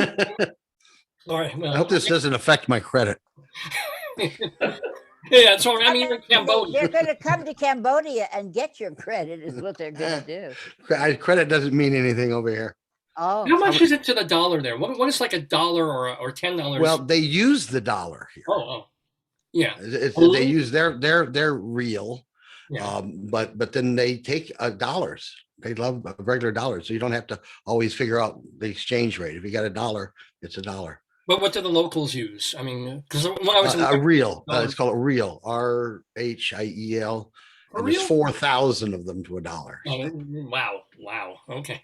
just one last question. Is it warm or cold there right now? Oh, it's warm. It's very warm. Starting of the they don't have like winter or summer thing. They have either monsoon, hot or dry. What a country. what a great place to be. Oh, it's like another world, believe me. Yeah, it's a third world. It's like, oh yeah, is it hot? Is it this hot or is it that hot? Oh, it's that hot. Yeah, that's our winter. You know. Anywho, who gets next? Oh, Leslie. Oh, really? 1, 2. It's our 5th question. 1, 2, 3, 4. Leslie, you get the next question directly, so you can really you can build on your 6-point lead here. The year 1915. To promote the great game of baseball during spring training in Florida, Wilbert Russell, manager of the Brooklyn Dodgers, agreed to a stunt. He would catch a baseball dropped from a low-flying airplane. Oh, God. The gimmick did not quite go as planned because You think? this is, by the way, this is absolutely true. This really, what happened? 1915. Was it? It's a multiple choice. A. Russell lost the ball in the sun, fell and broke his front tooth. Oh, B. The guy in the plane throwing the baseball fell out of the plane and broke his front tooth. C. The plane got lost on the way to the ball field and landed 2 towns over. Or D. At the last minute, the players substituted the baseball with a grapefruit. oh. So, multiple choice. Wouldn't there be something? I'm not good at scientific things, but the velocity of a baseball would kill you if it fell from a plane, right? Oh yeah. I mean, it wouldn't. You couldn't catch it. Period. So Well, in the question is a In theory. low flying airplane. Yeah. So Yeah. I'll read again. 1915, to promote baseball during spring. So the propeller would cut his head off. That would be what would happen. Some horrible I wasn't thing going to would put that in happen. there, but yeah, the manager of the Brooklyn Dodgers agreed to this stunt. He would catch a baseball dropped from a low flying plane. However, the gimmick did not go as planned because A, Russell lost the ball in the sun, fell and broke his front tooth. B, the guy in the plane throwing the baseball fell out of the plane and broke his front tooth. C, the plane got lost on the way to the ball field and landed 2 towns over. Or D, at the last minute, the players substituted the baseball with a grapefruit. Which one is true? Yeah, one of these is true. Well, they wouldn't bother writing about it if the plane just went to the next town, 2 towns over. That's kind of not exciting news. That would go on the back page of something or other, which is the name of the local newspaper, I think.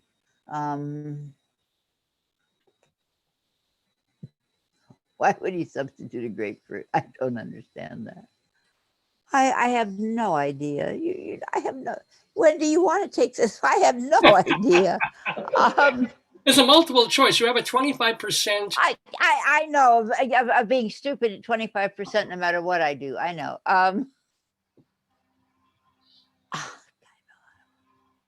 The guy fell over and chipped his tooth. Which one? Which tooth? Which guy? Because wasn't the well, no, one fell out and one fell over. You said one fell out of the plane and one fell over. So I'm talking about the guy on the ground fell over. On the ground, the guy lost the ball in the sun and went for it and broke his tooth. This is what's true. So I'm thinking that's what's true. Well, the truth is, Leslie Hoban Blake, that is not the correct answer. So I'm afraid.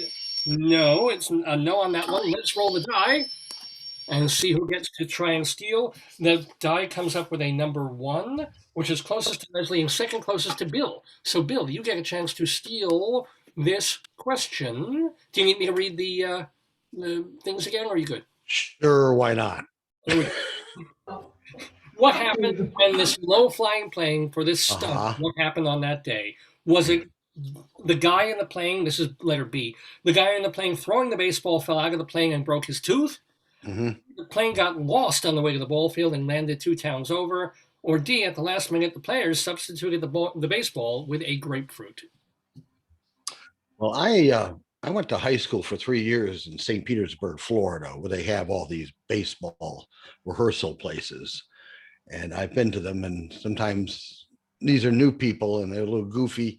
I'm going to say, and grapefruit are popular down there in Florida, by the way. So I'm going to say that they replaced it with a grapefruit because they figured out, hey, somebody could get killed here. Is that your final answer?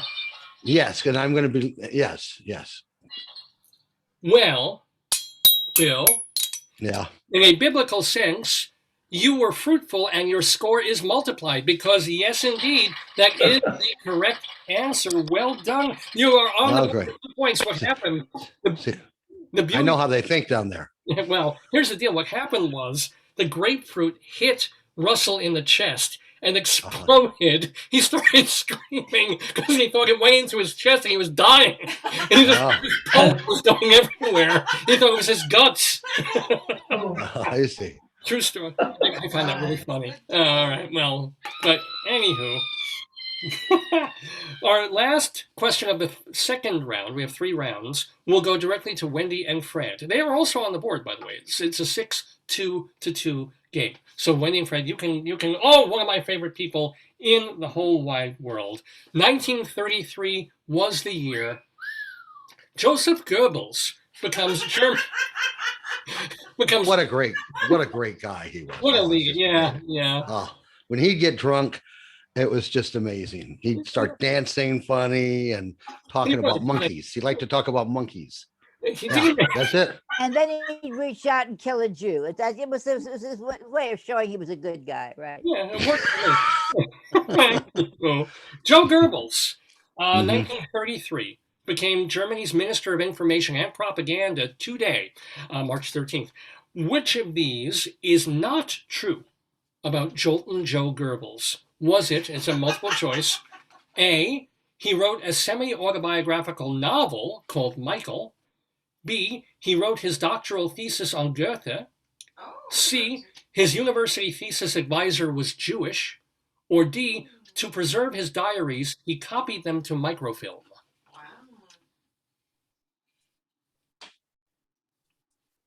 wow. Who's that? This is for Wendy and Fred. Wendy and Oh, Fred For okay. us. discussing this one. I want to hear them again. I Okay, Wendy wants to hear them again. Absolutely. So which of these is not true about Joseph Goebbels? A, he wrote a semi-autobiographical novel called Michael. B, he wrote his doctoral thesis on Goethe. C, his university thesis advisor was Jewish. Or D, to preserve his diaries, he copied them to microfilm. I don't know. Is microfilm realistic? Yes, that's plastic. Folding. Yeah, there's plastic. Do you think it's true? I don't know. Which of those is not true? Oh, this one. The novel. You talking about the novel? Okay, do you know what you want to say? We'll say the novel. And by the way, you can't really see Wendy on screen. She's not checking Google. Nobody cheats in this game. So Yeah, she's looking at her personal library on Goebbels. her memorabilia collection Yeah. of the Nazi era. So what was It's your under the swastika on the right. Yeah, Oh, yeah, right. yeah. What was the answer again? Which was I We'll say the novel. the novel. You're saying that is not true. He did not write a novel. Didn't say that. We didn't say, didn't write a novel saying whatever you said the Well, title was. He did not write Goethe. the novel. Whoever the hell that is. Yeah. Well, No, Michael, you said Michael. I'm afraid that answer was as deadly as the novel coronavirus because that is not true. He did actually write a novel called, a semi-autobiographical novel called Michael. So that is not the correct answer. Okay. I'm going to roll that die. We come up with the number 2, which tends to be, who is that? That's Leslie. Directly to Leslie. You get to steal. Do you want me to read the choices again? No, let me just see if I remember them. Treatise on Goethe, microfilm, and Jewish professor. Are those basically Yes, that is. one of those is true. All professors at that time. In What is not true about Not true. Okay, all professors before 1933 were Jewish in all likelihood. So that would be true. I was worried about whether microfilm was around, but in 33 there was probably some sort of microfiche that was being invented at the time. Some early version of it must have been invented by then. I hope so. I'm thinking he was not all that bright, so I'm going to say he did not write a thesis on Goethe. is Although I think everybody wrote their thesis on Goethe also. So, it could be any of them. We'll go for Goethe. We're gonna go for Goethe. Well, on this particular question, Leslie, you came in Faust. Yes, that is the correct answer because he did write a thesis. He did have a thesis advisor. In fact, he went to one person, asked him to be his thesis advisor. The guy was Jewish. He couldn't do it. He was retiring. He sent him to another guy who was Jewish and was his thesis advisor. But the thing was, Goebbels' thesis was actually on a very minor German playwright named Wilhelm von Schütz. So he did write a thesis, but it wasn't about Goethe. So there you go. Wilhelm von Schütz. Why do you call him minor? He is not minor. Why? My Always only, with the minor. I think it's an umlaut over it. Honestly, I think there's an umlaut over it. So I should have said Wilhelm von Schütz, which would have been an even better name. And Even better. Made me much happier. But either way, Schütz or Schitz, Leslie, Hoban, Blake, I'm not shitting you. You got 8 points so far. Yay. Right. As we I always thought in the last couple of years that Bill Barr was our equivalent of Goebbels, even though he was not in the same position. I think I kept feeling that was what he did. I just ruined my screen here. No, you're Oh, fine. there we are. Don't touch Okay. anything, Leslie. You're great. No, You're- I know. All right, we begin round 3 of our Today, Yesterday trivia game here on Dave's Gone By. By the way, let me remind everybody, I'm Dave Lefkowitz. We're playing the game with Bill Kirchenbauer and with Leslie Hoban Blake and our friends Wendy Cleaver, Wendy Highby and Fred Cleaver. Excuse me, we call them Frendy because they're longtime friends of Joyce and myself. We are into the beginning of round 3. The round begins with Bill. Bill, you got some catching up to do, but maybe you can do it. 1963 was the year. I was around. I wasn't yet. One of Paul Hindemith's final operas, making its American. Yeah, there you go. You just have those Hindemith operas right in the front of your. Making its American debut tonight at Juilliard, was based on a one-act play from 1931. In it, an American family spans several generations over 90 years. For one point, name the opera, which shares the same name as the play, and for the other, the playwright, who also wrote the libretto.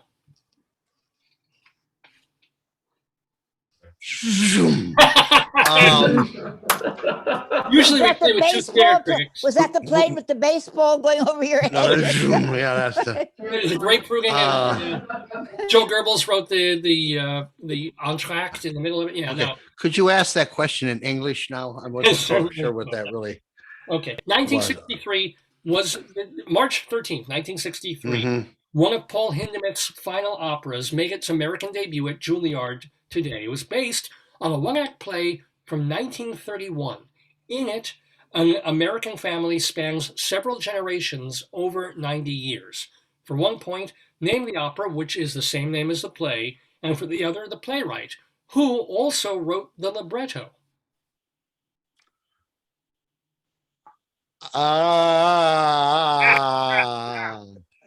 I don't know. I'll take one of my most. I'll say Our Town, even though I know that's not an opera. I don't know. I just I Okay. have no idea. Well- Let alone the guy named that did it. Oh, all right. So that's your final. I'm sorry. Lock me up. Well, I'm afraid there's no room for you in Our Town either. That is not No, the I guess correct not. answer. No. So we get to roll a die. And that number comes up as a number 5, which is closest to. Oh, it's right between the two of you guys. So I'm gonna roll that one again. It came up number 3, and that is closest to Bill and second closest to Leslie. So Leslie, you get to try and steal this question. Well, I'm on the same wavelength as you were, Bill. I believe, though, it's The Skin of Our Teeth by Thornton Wilder, who also wrote Our Town. Oh, the only one I can think of where it's about a family that runs that whole length of time. And interestingly enough, if it is that, Tallulah Bankhead was in the original cast, if that's the play. So what is your final? The Skin of Our Teeth, Thornton Wilder. Well, to tell the truth, Leslie, and I've already used that pun once today, you are half right. You get a point for that answer. But that does mean that Wendy and Fred can steal, if you know, the correct other part of the question. So What part did she get right? I guess I can say that she got the playwright right. Oh, As did okay. you, Bill. You didn't name him, but If you named him, you would have been right, Bill. Oh, okay. But Wendy and Fred have to guess the name of the opera and the play. I don't know.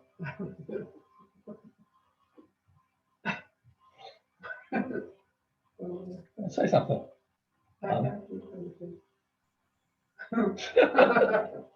We're coming up with 0, so we don't know. You're just gonna not take a guess. Lin-Manuel Was it the Pullman car thing about the trip to Thanksgiving or something? I don't know. I'm just. It doesn't matter. I'm not looking for a point. I'm just trying to figure it out. Go ahead. Well, Wendy and Fred, do you want to say anything, or you're just gonna pass? Hamilton. It was not Hamilton. It was certainly not Hamilton. But Leslie, you were so on it. That was the one. It was called The Long Christmas Dinner by Thornton Wilder. And the amazing thing was that Wilder wrote the play in 1931. and lived long enough to 1963, where he wrote the libretto for the Hindemith opera. So it was kind of cool. But Leslie, well done there, Leslie. You're Very just nice. 9 points. 9 points, Leslie. I don't know if anybody can catch up, but we have a couple more questions. The next question in our round goes directly to Leslie Hoban Blake. Jeepers, here we go. 1975 was the year. Speaking of theatrical time lapses, opening tonight at the Brooks Atkinson Theater was this hit comedy drama about a couple who meet secretly, sporadically, but ritually for a quarter of a century. Oh, Okay. For 1 point, name the play. For the second, the playwright. You know, I don't know who wrote it. It's same time next year, but I don't remember who wrote it. Well, Same time next year is the name of the play, but I can't think of the name of the playwright unless it's the same guy who wrote Six Rooms River View, and I can't remember his name either, so it doesn't matter. But it's same time next year. well, that's for 1 point. Do you want to try? I give up the playwright. I really don't know. Well, you certainly had the right time with that 1 point for your answer. That is the correct answer, Leslie. But Bill or Wendy and Fred will get to steal, and no fair for Googling or looking. Let's see what we got. We got a come up on the. So Bill, you directly get the to steal this question. Leslie got it right. The name of the play was Same Time Next Year. I remember the movie. I think it had Alan Alda in it, if I remember Right, correctly. Right. Yeah. And Carol Burnett. Yeah. Ah, that's right. No, Who wrote it? I don't know. I really don't. It almost no.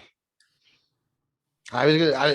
It's almost like a Neil Simon type of a thing, but it wasn't Yeah, as but it funny as wasn't, Neil right. Simon stuff. Yeah. It's not Neil Simon, but I don't know. But I remember it. You want to take a guess about anybody? Lin-Manuel Noriega? Joseph Goebbels. He wrote an early draft of this, but no, it was Which not. he called Michael. Yes. Yeah. Wendy and Fred, do you want to chime in? Do you have any idea on this one? What was the year? It opened on Broadway, 1975. Tonight, you know.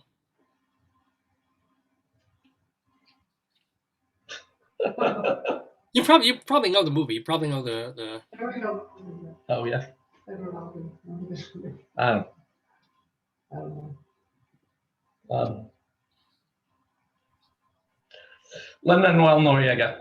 Oh, that is the correct answer. No, it's not, ladies and gentlemen. The answer is, well, let's just call a Slade. It was Bernard Slade. Was that name totally forgotten to folks? Did he also write Six Rooms of Review? I believe that he did. Because I was in Six Rooms of Review. I was not. No. On the road. You know, not a. But I thought he might be the same playwright. Yeah. But Leslie, I think wasn't it Alan Alda and Ellen Burstyn? I don't think it was Carol Burnett. I think it was Burstyn. It was Carol Burnett in the movie. I thought it was Burstyn in the movie. I could be completely wrong. I have to. I think you're right, Burstyn. And Burnett. Oh, really? Okay. I don't have that memory. I'm sorry. It's just gone. Okay. Well, either way, Leslie, you have 10 points. So this is amazing. This is incredible. Wendy and Fred, you can. Well, it's, by the way, I didn't get to say this when I came on, but happy Pandiversary, everybody. Paniversary. Pandemic-versary. Pandiversary. Oh, yeah. You too. How many people here? I've got one shot. Leslie, you've got one or two? You've got one. One. Everybody's got one. Bill, you got, or you're going to get in a couple of weeks. You can't even. Yeah, we really don't have COVID here, so it's not a big thing. Oh, well, that's something. Oh. They've had one person die in the year. And he was strangled because he made fun of COVID, so it wasn't even that. No, he made fun of the prime minister. I was going to say, do you have to whisper it when you say this? Do you have to whisper it when you say prime minister like that? No, just don't run against him. Okay. Or next to him, or with him, or on the same block as him, right? Yipes. All right. Wow.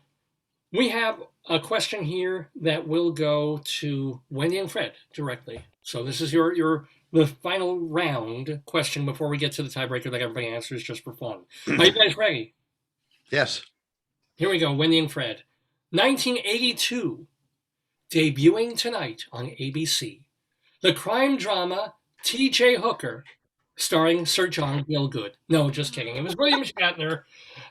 Which of these is not true about this iconic? Do you do a Shatner, by the way, Bill? Do you ever do a Shatner? No, you had the beat down pretty I- good. The best William Shatner is Kevin Pollak. Yes. Kevin Pollak. Well, Kevin Pollak. I don't know. I think it's I don't. Here we go. What is not true? Which is not true about this famous Canadian actor? A.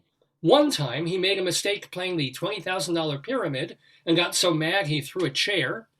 B. When asked on Twitter whether he'd seen the sci-fi series The Orville, Shatner replied, quote, I love his popcorn. C. Popcorn. The facial mask for Michael Myers in the original Halloween was based on William Shatner's face. Or D.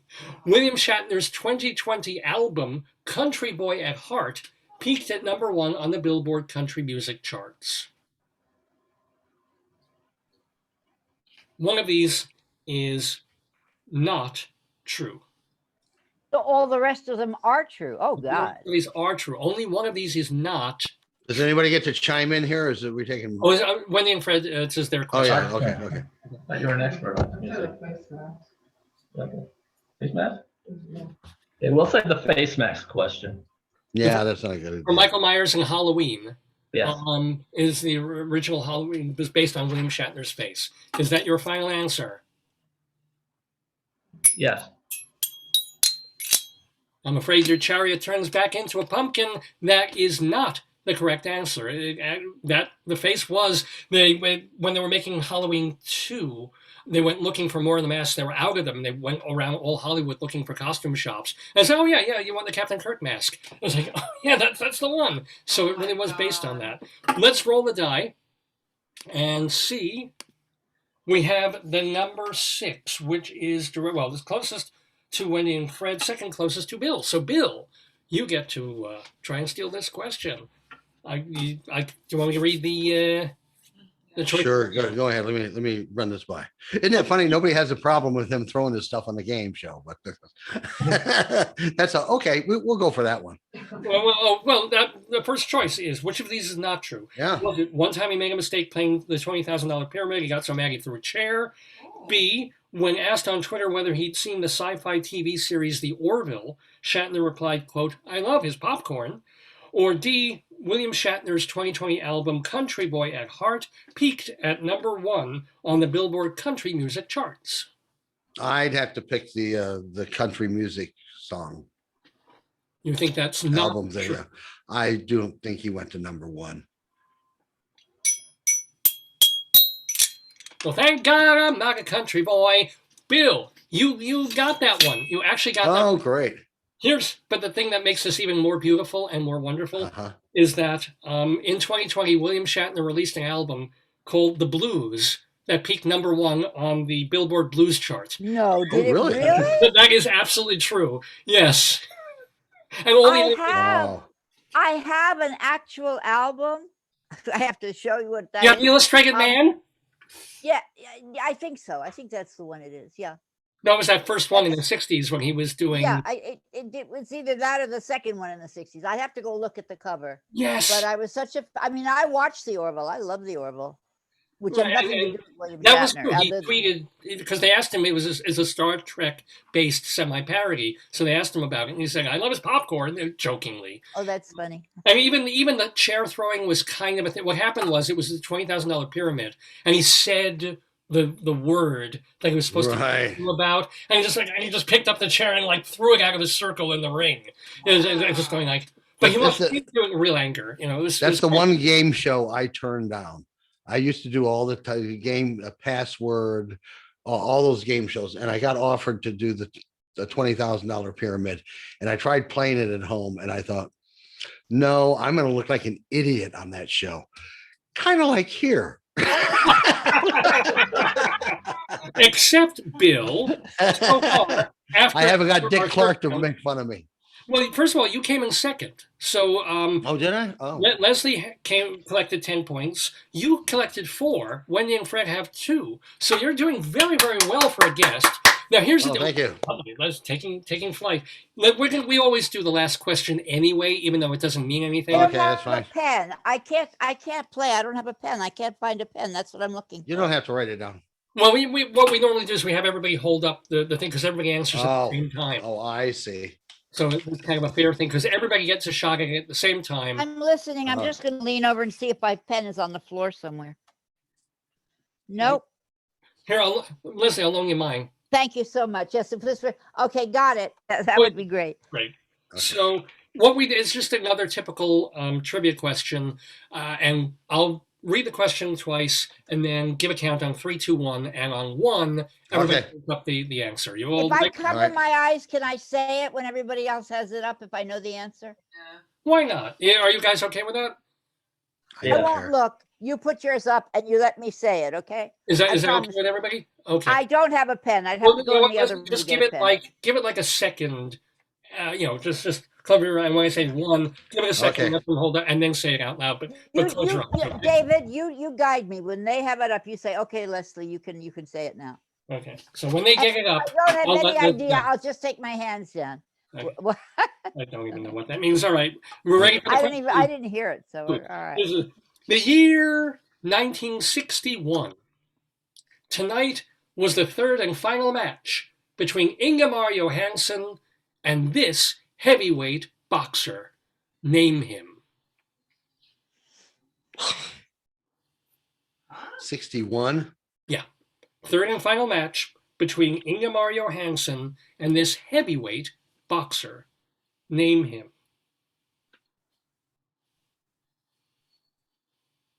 Do the Jeopardy. Dum bum bum bum bum bum bum bum bum bum bum bum bum bum bum bum bum bum. All right. Bum bum bum pum pum pum pum. Okay, they don't do the pum pum anymore. I missed the pum pum at the end of that. Anyway, You know what song that is, right? it is something of the cuckoo, not of the cuckoos. What is it? Flowers? No. What? I'm a little teapot. And pop me out. Kinda. Tip me over and turn me out. Yeah, okay. It's something they don't have to pay for. It's close. It's kind of close. Yeah. Okay. I think did Merv Griffin write that song? I'm not joking. I don't know. He Yeah. came up with the show. No, okay. Here we go. Here we go. I'll read the question one more. 3, 2, 1. 1961. Tonight was the third and final match between Ingemar Johansson and the heavyweight boxer. This heavyweight boxer. Can you name him? 3, 2, 1. Hold up your answers, please. Leslie, don't say anything. Don't look. Okay, Leslie, who's your answer? Close your eyes. I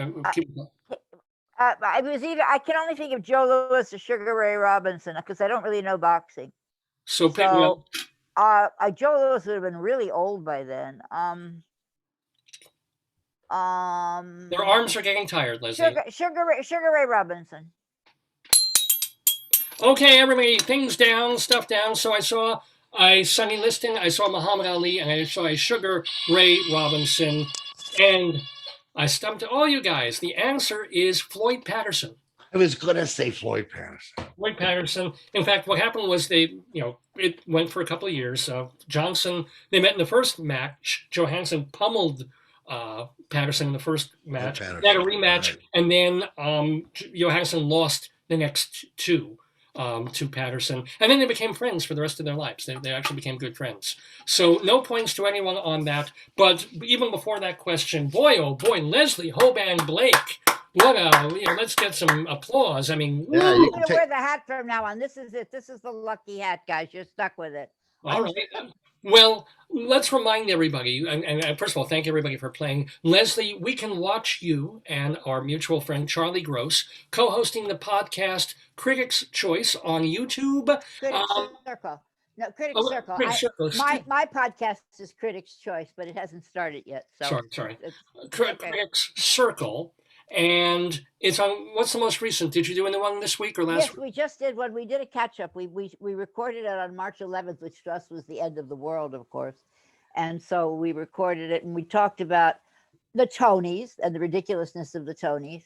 And we talked about the shows that are coming in. I actually saw a commercial yesterday for Six on television. A commercial They for paid Six. money I want up to see that front. commercial. Right.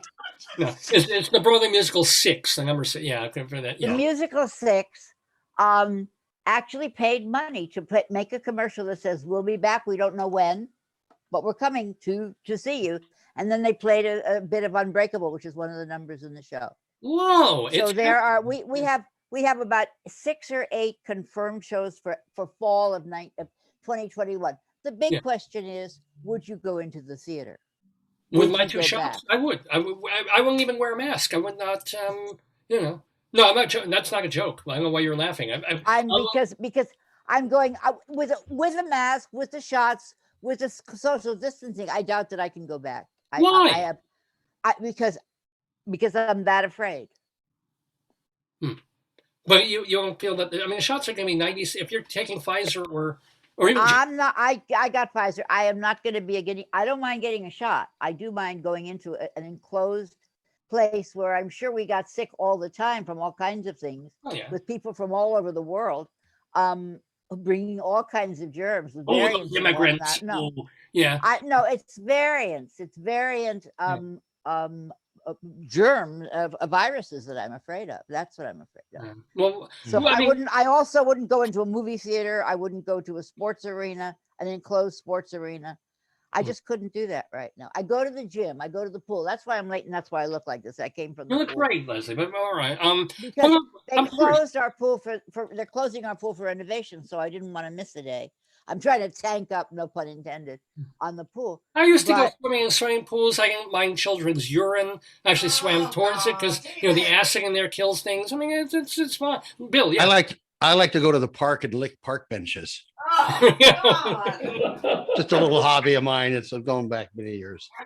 Well, Bill, you understand that David and I are critics, so it's part of our job, literally, to go into the theater and do this. And for the only time in my life since I was 11 years old, I am afraid to go to the theater. I can't see myself going in. I just thought, because everybody was saying a few months ago, like, oh, I would never, because the shot was almost like a something in the air and the wind wasn't really happening. Now that everybody's getting the shots and so many people have had it, I don't know. I feel like I'm hoping that with the shot I'll get to hug my kids again. That's about the only thing I can think of. See, I hope to hug your kids again too after I get my shot. That's important to me. Wendy and Fred, let me ask you real quick. And Wendy and Fred, Wendy is a librarian at the University of Northern Colorado, and she's also a published authoress. I know it's a terribly sexist way of putting that, but I know they canceled Little Theater of the Rockies locally, the local theater troupe from the summer. Are you going to go? Have you gone to the movies? Are you going to go? No. I watch things on Zoom. That's about it. Well, what about like 2 months or 3-4 months from now? Depends on how many people got the shot. The variant situation. I mean, go to a restaurant, and sit in a restaurant and have a meal, Yeah, we haven't done that either, so. Not yet. We got delivery last night. That's what we do. Well, I'm thinking 3 or 4 or 5 months down the line, not tomorrow, but still. It really depends on if everyone's gotten vaccinated more or less. All right. Yeah, I've got my appointment for a couple weeks from now. I might go to a science fiction convention in October. I don't know yet. Yeah, where's that? It's in Denver. Oh, so it's just a drive. You're not going to get on a plane and yeah. No. Okay. All right. Well, is it in an arena or is it in it's in a hotel. Okay. And well, Bill, as you said, where you are now in Cambodia, there's virtually nothing. But Thailand's in lockdown. So when you get to Thailand, but they don't have that many either. I mean, they've had you got to remember, Thailand is a population of 78 million. They've had about, I forget what it was, but for a long time, it was like 3,000. They've only had like 27 people die, 40 people, something like that. They jump on it right away. I mean, everybody cooperates. With the Asian countries, they're raised to do things for the betterment of all. Not just think about me. Well, I'll give you an example. Yeah. Just within the last 2 weeks, and this is, considered a third world country. The last 2 weeks, they've set up this thing with everywhere you go, a barber shop, a butcher shop, ice cream place, the market. They've set up these little QR codes outside of everywhere. And you take your smartphone and you go up there and you scan the QR code, and it tells them through this app where you've been, and it keeps track of you, and everybody does it, and nobody bitches and gripes about, oh, you're tracking me and all this stuff. But so they keep it under control, and nobody complains because they all understand it's for the betterment of all. And that's what's not happening And the in the government United knows where States. you've been every single step of the way of every day of your life. I would complain. I would have a little problem with that. Well, And, it keeps you, but think of it this way: if you went to a restaurant and there was somebody that had COVID, wouldn't you want to know? well, yeah. I mean, Yeah, well, they can tell you. I don't care. I mean, I'm not doing anything so nefarious that they, It's interesting though, Bill. I have a director friend. There are people who are Asian. I don't want to make generalizations, but most Asian countries really like American musicals. And Yes. so I have friends who are directors who have actually been able to get paid very well, go to, I don't know about Thailand, but definitely Japan and South Korea and places like that. I'm trying to, Sammy Knold, who just came back from, she's the one who directed the Encore thing that everybody loved, but I can't remember the title of it. Anyway, they because there are not, their directors are not yet up to snuff on American musicals unless they've come here to study. Hero Dari, where Hero Dari. I'm sorry. Oh, the other Carol Channing show. I don't know if I'm laughing at David's joke or at the idiocy of saying that. I'm not sure which one is making me laugh, but both. Well, okay. I think this is going to change the way, especially with films, the way things are done, and they already are changing. I haven't been to a movie theater in years, and I've gone to go see like IMAX stuff. I'll go, but I go to a movie theater in my normal life 3 years ago, maybe once, maybe twice a year. And it's usually at an IMAX. And I lived in Austin, Texas, where they had a thing called the Alamo Draft House, where if you talked or opened up your phone or started to be obtrusive, they would, and they tell you this, we will kick your ass out. Whoa. They have a very funny thing at the beginning of this movie. So I quit going to movie theaters, and I told movie operators years ago, I said, your big enemy is not how much the studio, your enemy is people that you let go into this theater that screw up the experience for everybody else with their talking and crackling of the popcorn and talking back to the screen and so that's what took it away from me. I got tired of paying $10 to go see a movie and having to listen to some guy talk about his girlfriend, how to get, so that went away from me a long time ago. I stopped going to the movies like when they closed the Princess Porn Palace on 45th Street back in 1981. I was just like, I just hung up my raincoat. I'm saying I can watch this at home, But I just haven't I haven't gone to the movie. I've been to play. You haven't gone to movies since they cost $10, which is a long time ago. Yeah, maybe well, you know what? It depends on where you are, how much it costs. It's like gasoline. You don't know my cousin Steve Schwartzman down in Austin, did you? No. Okay, he was a math professor. Yeah, because I really didn't know everybody in Austin. Everybody in Austin knows everybody else. Austin's a nice town. Before we as we thank Bill Kirchenbauer for being with us and being so delightful and so much fun in the neighborhood, a shout out from my cousin Jeffrey KIRCH. I know you're friends with him on Facebook. Yeah, he's a friend of mine on Facebook. I recognize the name. So shout out to him. He's my cousin, and he's been on. He was one of the earliest players of the Today-Yesterday game. He said he was gonna try and join us at the tail end of Rabbi Saul Solomon's convo, but he didn't. So Jeffrey, can I? Yes, hi to Jeffrey. Can I mention just one thing? That I too have a podcast. It's called the Kirchenbauer Half an Hour. Oh, HAFFENHAUER. Kirchenbauer Half an Hour. 12 more times so I can actually write that down. Yeah. Kirchenbauer. HAFFEN. KIRCHENBAUER. And then half an hour. HAFFENHAUER. AUR. AUER. AUE. Half an hour. You can't even. All right. Yes. Yeah. Yeah. The curtain- And I've been doing that for about a year. We just finished our first season. I've had a lot of great comedians on, Alan Zweibel and Bobby Slayton, and some really great, some interesting people. I'm lucky enough to know a lot of interesting people, and they've agreed to be on my show. If you So can- I've had fun. I've had Kirchenbauer half an hour. HAFFENAUER. Where can people? Is it on Spotify? Where is it? Where If they go to if you go to halfanour.com. and spelled that way. HAFFENHAUER. Bill, did you change your name to become a personality? No, I did not change my name on purpose. They wanted me to Okay. change it, but I said I like Bill and I'm going to stick with it, Stick with and Bill, I'm not going to right. change it. I don't know. They wanted to go with Fred. Sam Kirchenbauer has kind of a ring. Speaking of all of this, You know- David, I need you to get John Peelmeyer in touch with me, please. Oh, I got your. Okay, thank you. Yeah, off the. Yeah, I will give him your. Okay, I know. Okay. Anyway, so thank you, everybody. I've got to give a big thank you to Leslie Hoban Blake. Remind you to watch her in Critics Circle with Charlie Gross, and that's on YouTube. Thank you again to Fred and Wendy, and hope that you're well. And how's the weather looking now? It's been like an hour since you've been on here. Is it worse? Nothing's happened yet. Still Are you waiting. waiting for the snowstorm? Yes. There's like a monster. So, and Bill Kirchenbauer, who probably hasn't seen snow in how many years has it been? Certainly, Let's see, when's the last time I seen snow? I don't know. Well- I don't know. They don't have it here. Well, The Kirchenbauer. closest thing to that is you go down and lock yourself in the freezer at the grocery store. That's about as close as you're going to get. And in Cambodia, the freezer is 87 degrees. I mean, that's Yes, cool. that's good. Oh, It's so cold. hi. The freezer is 87. Yeah. Bill Kirchenbauer. And please send a shout out to David Stewart and thank him for not being here.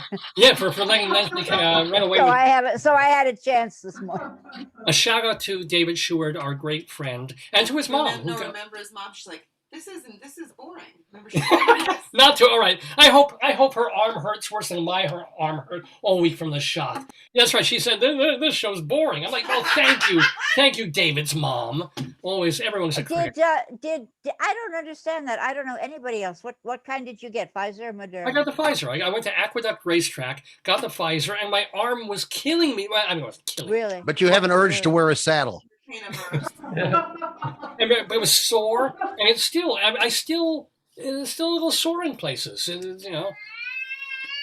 I have grown polyps in places you don't want to know. So it's having its effect. But ladies and gentlemen, thank you to all of our guests in the Daverhood. Remember, that's Kirchenbauer. Kirchenbauer Half an hour. at halfanour.com. Also, then you were telling Rabbi Saul the bit you do with the thing with the Robin Williams. That's Yes, the Robin Williams streaming show is going to be on April 1st on Stellar Entertainment. It's STELLAR, StellarEntertainment.com. It's a streaming service. A lot of great shows. They have a lot of great shows on there, actually. But the one that what is it called? The Robin Williams. It's called the Robin Tribute Show on there. Robin Tribute Show.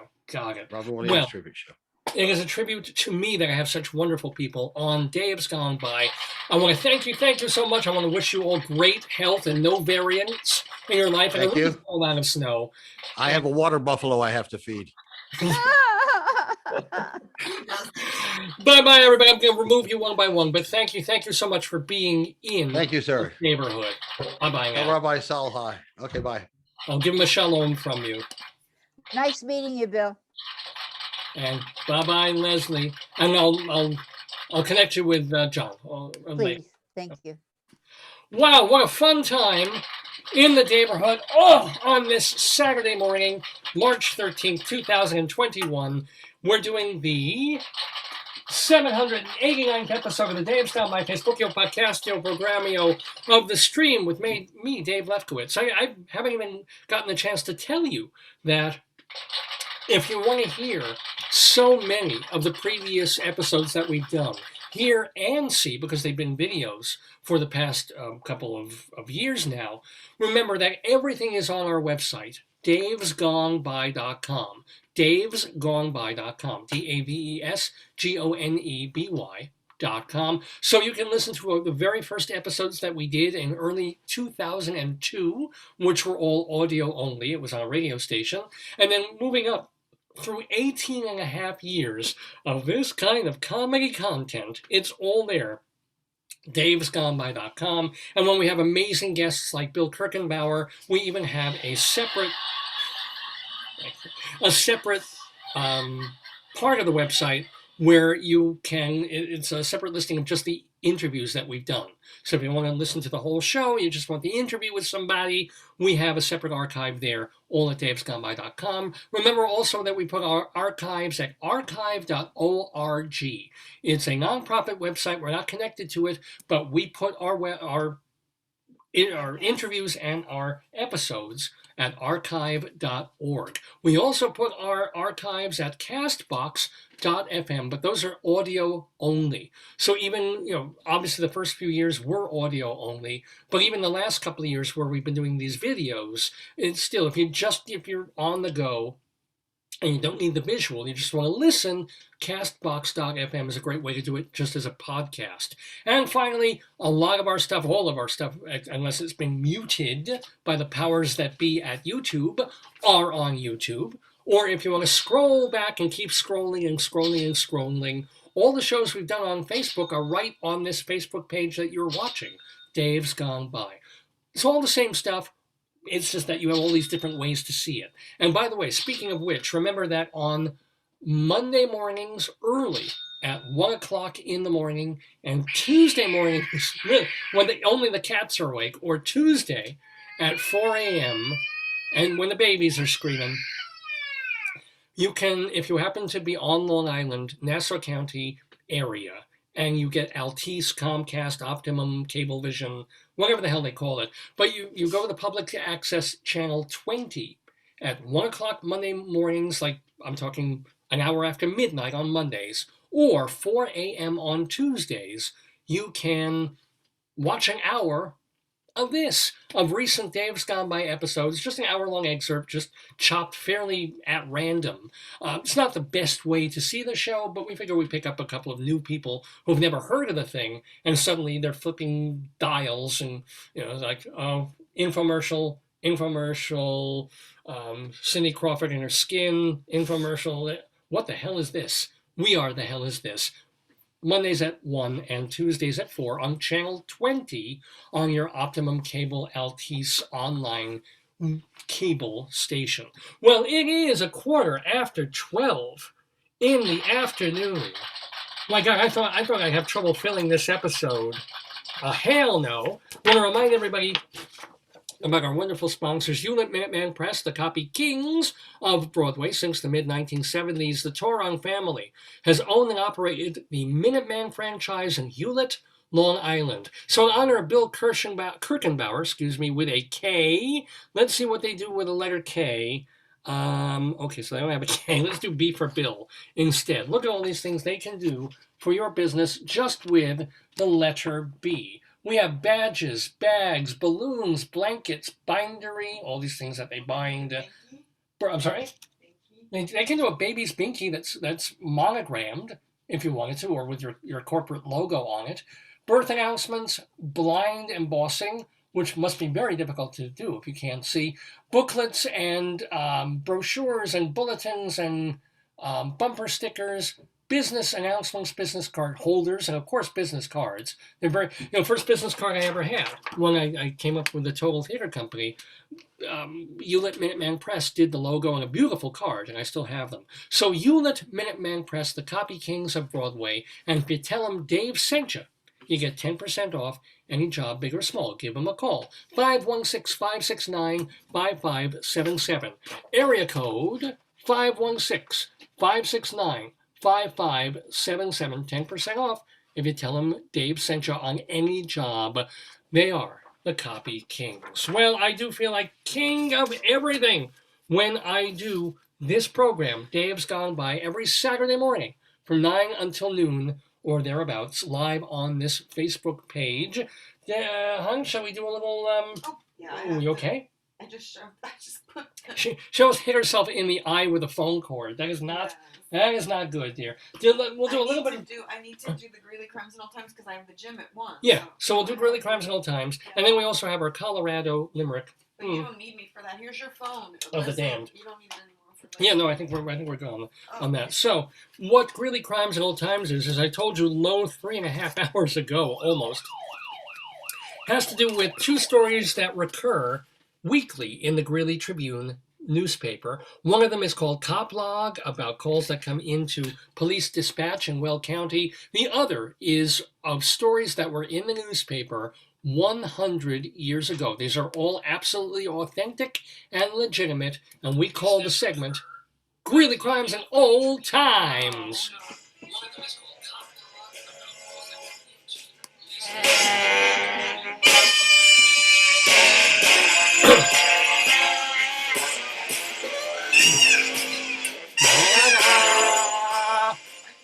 Blah, da, da, da. Let me mute anything.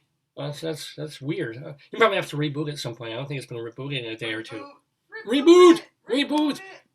Take off your shoes and reboot. You're on it today. I am on. So well, when you have a correct, I guess like Bill Kirchenbauer, he does 80% of the work. When David wasn't there, look how Leslie jumped up the ranks. Oh, I know. It's gonna be. And Wendy and Fred, they didn't do that well this week, but they've done better. They won last time. Fred are just solid competitors. They're like a solid competitor. They perform well each time. Well, I wish I could say that in the bedroom, but here we go. Thank you. Greeley Crimes and Old Times. So let's mix them up. It's going to either be a story that's 100 years old or happened a week or 2 or 3 ago. So let's begin with a crime. A man contacted police to report harassment over social media.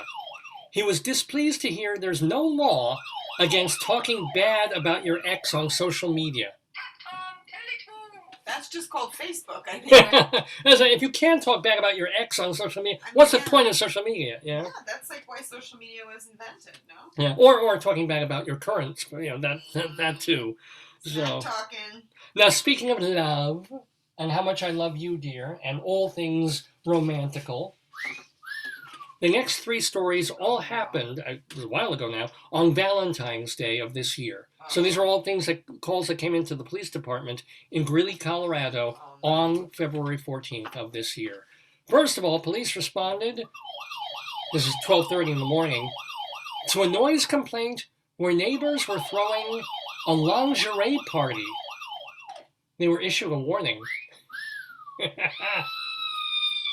How come we've never been invited to a lingerie party? Oh, I have. I just don't take you.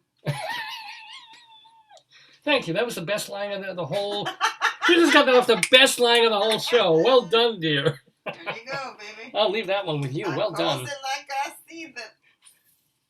Now, the same day, that was 12:30 in the morning, much later, 10:15 p.m. on Valentine's Day, a caller on 5th Avenue wanted to make a noise complaint about someone who is, quote, always using the garbage disposal.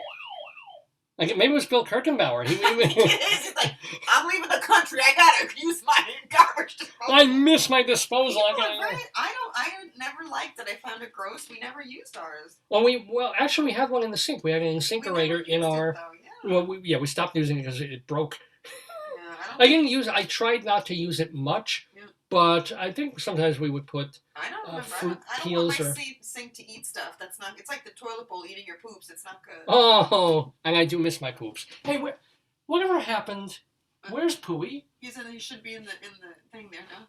He's not. Well, folks, I was gonna show Pooey. I think I threw him one time near the bed. Maybe he got. Pooey's gone. He should be under the bed. I hope so. We never found him again.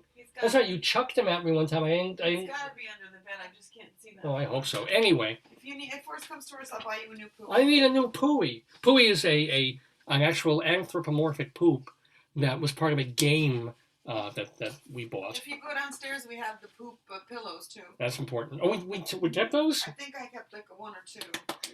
Anyway, so this caller complained about a neighbor who was always using the garbage disposal. Oddly enough, he didn't complain about the blood spatter against the windows. Oh, God. And finally, on the same Valentine's Day, police received a call from 7th Street. A woman said her husband's roommate threatened him with a baseball bat. Wait. How come she has a husband's roommate? Yeah, that's interesting. Her husband's roommate threatened him with a baseball bat. Do you know why? Why? Because he asked the roommate why he changed the thermostat. Well, I can see it. People get head up about that. Yeah, but in this house, we do have those same issues. So. Yeah. It's like, you want to take a hot shower here. Yeah, There's a 50-50. It could, it's like either it'll work or you'll get shanked. Hey, did you hear about the beverage container that is now joining a gang? No. Yeah, you had to get a thermostat.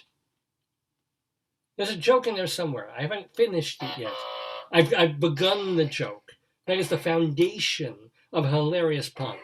But it's not there yet, and I think we know that. You're working. From 100 What are you years... doing to your head? I see a big image of you scratching your head. Where's that? Oh, On my the head. TV here. It looks good. My head looks good. I think. Reasonably good. Pervert. From 100 years ago in the newspapers, the Great Western Sugar Company is reducing wages for all their employees. Hourly wages will drop by 5 or 10 cents, while monthly wages will decrease by $5. Remember, nobody does that. What? I mean, people voluntarily, like when universities have shortfalls and things like that, they'll ask the high mucky mucks, like the provost, say, we voluntarily won't take 10% of our salary this time. We'll plug it back into the university. But in this particular case, we all see that of companies dropping wages. I guess that's why we have a minimum wage, just to make sure the companies don't do that. Anyway, not a very sweet story from the Great Western Sugar Company. And speaking of Valentine's Day, but this is 10 decades ago. In one Valentine's party this week, young people from the Greeley Christian Church went to the home of some newlyweds to celebrate. There were games and treats for the young people, including candy, apples, and free cigars. Nice. Yeah. Cigars for the young folk, I think that. But what bugs me is, like, if you're on your honeymoon, it's like your honeymoon night. Do you want a bunch of children running around? Yeah, of course. Taking candy? I mean, this is not how I would want to spend my evening. This is, that's how they roll. That's what happened. Especially back then when people were supposedly, hadn't done anything before the wedding night. And it was like, hon, you ready? You ready? Yeah, ding dong, ding dong. And it's not the guy taking out his ding dong, let me tell you. Miss Dorothy English, a former Greeley resident, now teaches in Arriba. Arriba, this is another part of Colorado. But the Arriba schools have closed this week due to the smallpox quarantine. She's staying home and won't come back to Greeley for fear of spreading the disease. Man, these old stories have absolutely no relevance to anything that's going on 100 years later. That's amazing. I don't think that's a thing of is smallpox make you do that? I like that sound though. Why is it called smallpox? Because Big Pox was already taken. Yeah, Big Pox is one of my favorite rappers, by the way. Okay, here we go. Back to modern times. Police responded to 6th Street. A caller was woken up by someone whistling outside. Do the whistle, We got the whistle. I don't think we have a whistle. Yeah, no. A caller was responded. He was woken up at 1:15 in the morning. How do you hear that if you're sleeping? That wouldn't wake Well, you. here's what happened. This caused the caller's dog to act oddly. So, of course, he called the police. It's called waking up. I know. And it was actually a family affair. They called the painter to even capture the whole scene. Oh, nice. It was the whistler's mother. Yes, indeed. Oh, let's do another new time here on Greeley Crimes at All Times. Police responded to Harp Court sounds beautiful. I didn't even know there's a harp court where a man was upset, speaking of dogs, that dogs walked on his property and peed. It's not a dog! That's the only animal we have. Oh, yeah. Well, they walked on his property and peed at the base of his mailbox. An officer went to tell the neighbors that their dogs need to stay on their property, but there was no answer. As the officer was about to leave, the man asked if he needed to call a sergeant to, quote, pound on the door until this was resolved. People get head up about their mailboxes. It's only a little whittle. Yeah, I don't know. I guess he was pissed off. Yeah, his bark was worse than his bite. Let's go away from Greeley for a moment. Let's go far away from Greeley for a moment. Because every week on the program and on Greeley Crimes and Old Times, we do one item that isn't from Colorado at all. And we go a little bit further afield for our oddball news. And this time we go all the way to Burbank, but not Burbank, California, Burbank, Washington.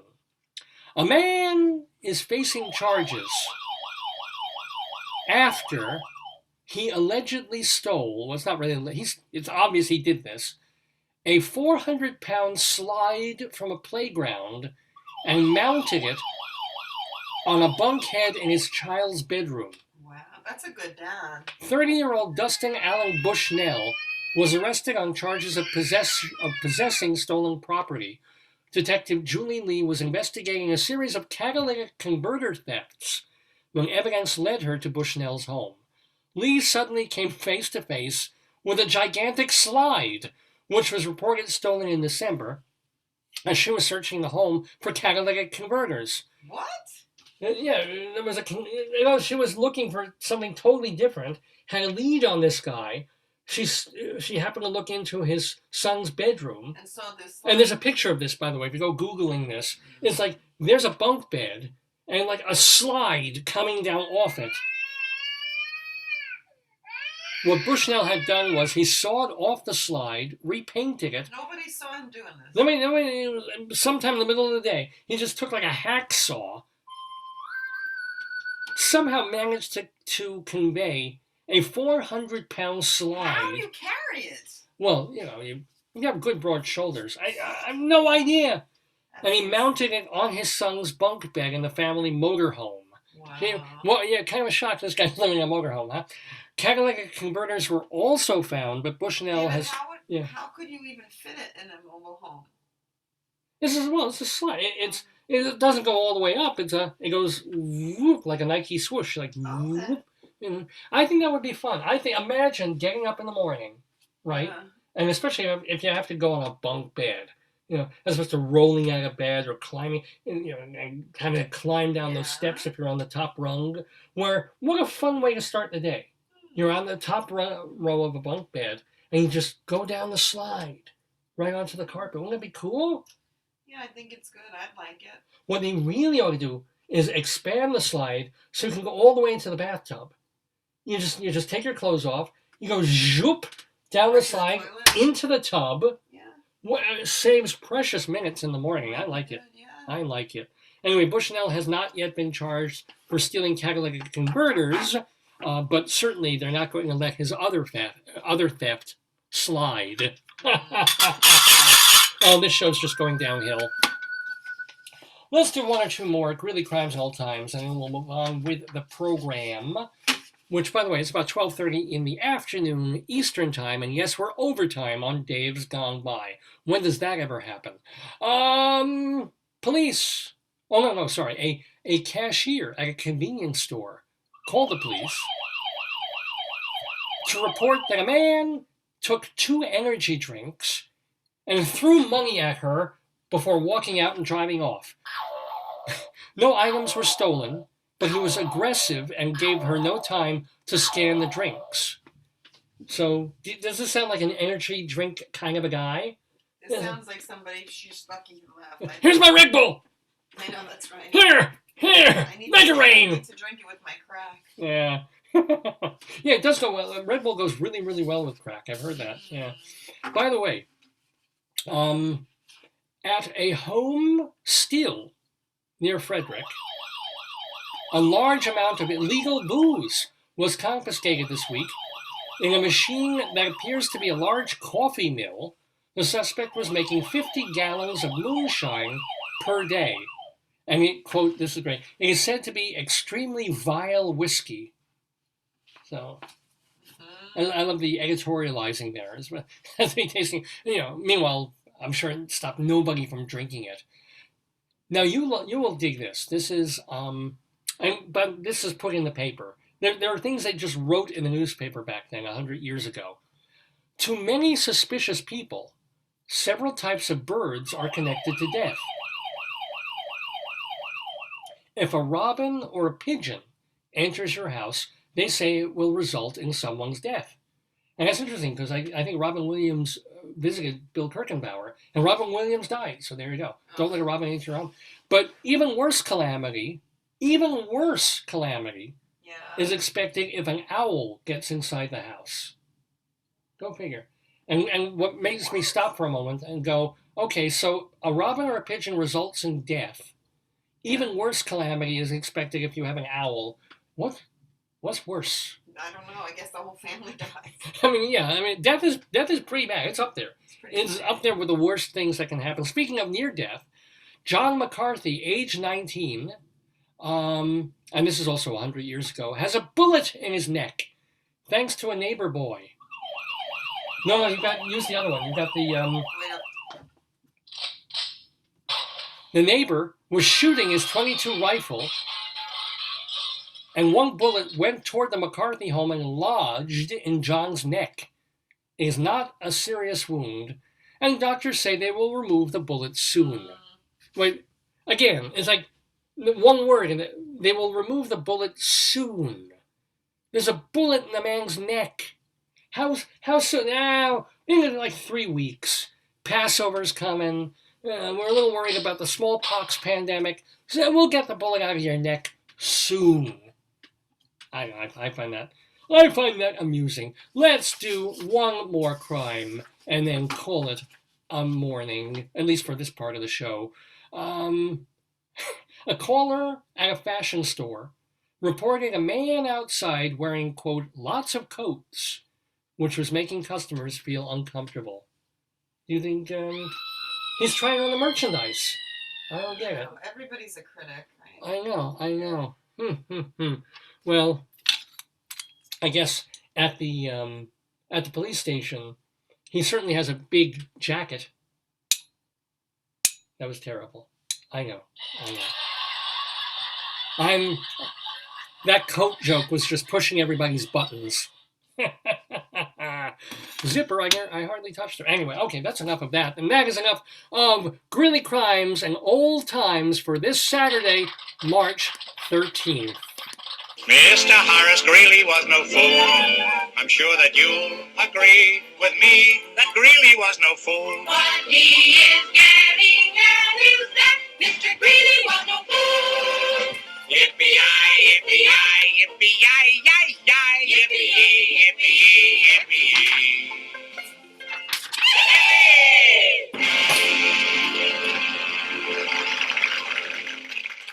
Oh my goodness, so much fun on this Saturday, March 13th, 2021, with the 789th episode of Dave's Gone By, with me, Dave Lefkowitz. I want to thank again, we're not quite done, we still have the Limerick, I know, we still have the Limerick, but yeah, a little bit more to do, but first, let's thank again the wonderful people who helped make this particular episode possible. And those include my darling and adorable wife, Joyce, and Leslie Hoban Blake, the theater critic and theater director. Watch her and Charlie Gross, our other friend, doing Critics Circle. It's a bi-weekly show that they do on YouTube, a podcast about the theater, Critics Circle. So Leslie Hoban Blake, our friend of the Daverhood, also friend of the Daverhood, would be Fred and Wendy. Fred Cleaver, Wendy Highby, so great to have them with us. Friends of the Daverhood are people who have been on this program in the past few months or even over our past 18 and a half years. We're very proud of all the folks who've been on the show, and we like to keep tabs on them. we like to let you know what they're up to. For example, we're reminding you that Bill Kirchenbauer, he's got a podcast, right? It's called Kirchenbauer Half an Hour. That's cute. And you can find it at halfanhour.com, HAFFENHAUER.com. Plus, also, I believe he has BillKirchenbauer.com as a website, and RobinExperience.com for the show that he is producing and is part of, and will start doing live performances again in October with a friend of his who does a really great Robin Williams impersonation and recreation. So it's all there. Bill Kirchenbauer, now a friend of the Daverhood. But who are some of the other folks who've been on this show and are friends now?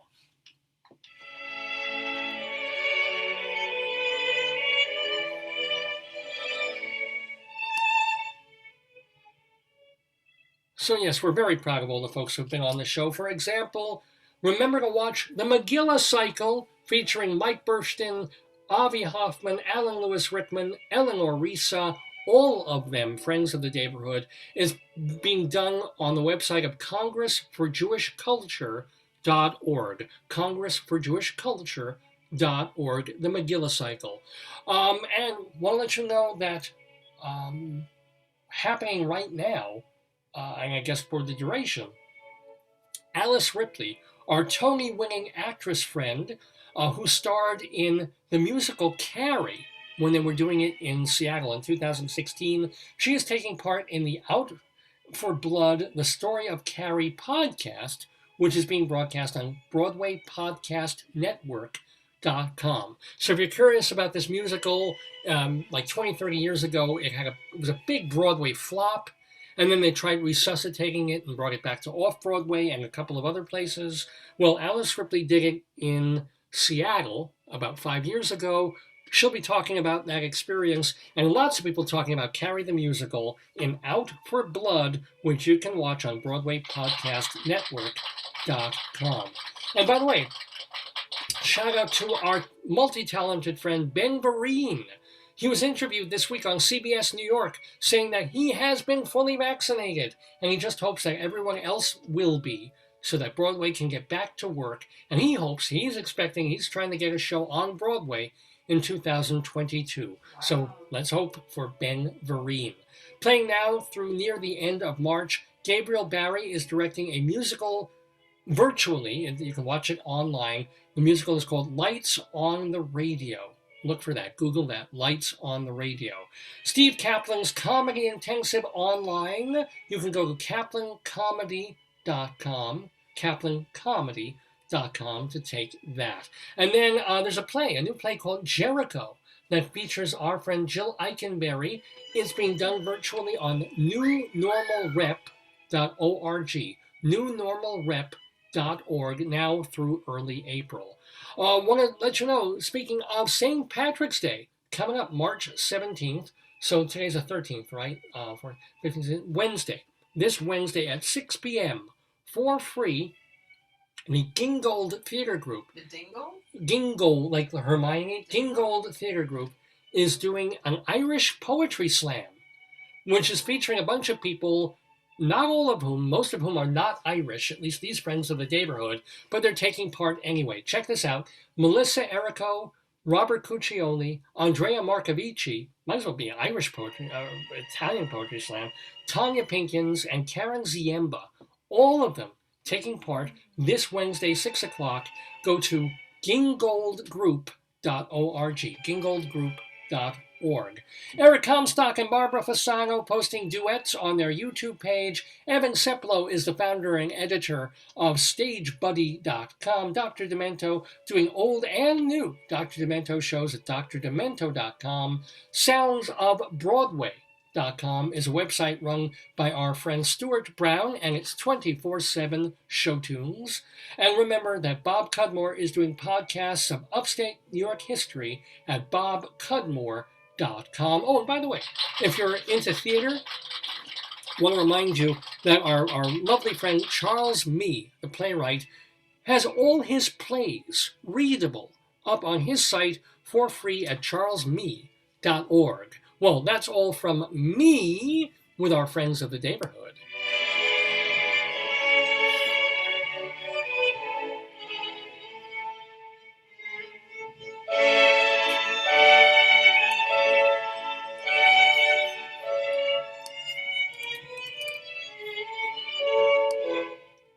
Well, it's almost 1:45 Eastern Time here in the Daverhood. We're finishing up the Dave's Gone By show. A few more minutes. And before we get to the final thank yous and the finale and let you know who's going to be on in the weeks ahead, yes, my friends, I apologize for this, but we do have the Colorado Limerick of the Damned because, of our years living in Colorado, I took it into my head to write a poem about as many cities and towns and little baby hamlets or Macbeths that we would find or just I would see on a map in Colorado. I've still been writing them. Got about 160 of them so far. Still doing them. This week, we turn the Colorado globe. Let's turn our potato globe around and around. And we land on Evergreen, Colorado. Just in time for St. Patrick's Day, we will have a poem about Evergreen, Colorado as a Colorado Limerick of the Damned. A limerick is a comic verse of 5 lines, in which lines 1, 2, and 5 will end with words that rhyme. And likewise, verses 3 and 4 also end with words that rhyme. So this is a limerick. Rocky Mountain, Colorado, Colorado. Yes, indeed, our Colorado Limerick of the Damned for this Saturday, March 13th, where we go to Evergreen, Colorado. And by the way, I'm going to tell you a little bit about Evergreen, and this is a great opportunity for you to hustle the children out of the room. Some of our limericks are G or PG rated. Most are in the R. So this one's like, yeah, get the kids. Just throw the kids in the road, let them play with the cement truck, and invite them back in just a couple of minutes. Evergreen, Colorado is an unincorporated town in Jefferson County, that's in central Colorado. Evergreen trees surround this town, hence the name. It has a typical downtown, including a restaurant called the Little Bear. Also, Evergreen Lake Park with ice skating and pond hockey. Bunch of other parks, too. It's typical, beautiful Colorado little small town. In fact, until 1991, Willie Nelson lived there.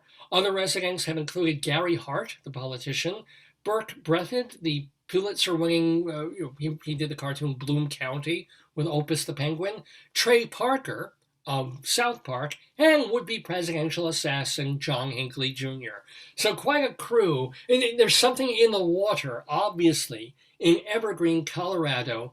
And I've drunk just a drop or two of it this morning because I got a Colorado Limerick of the Damned for Evergreen.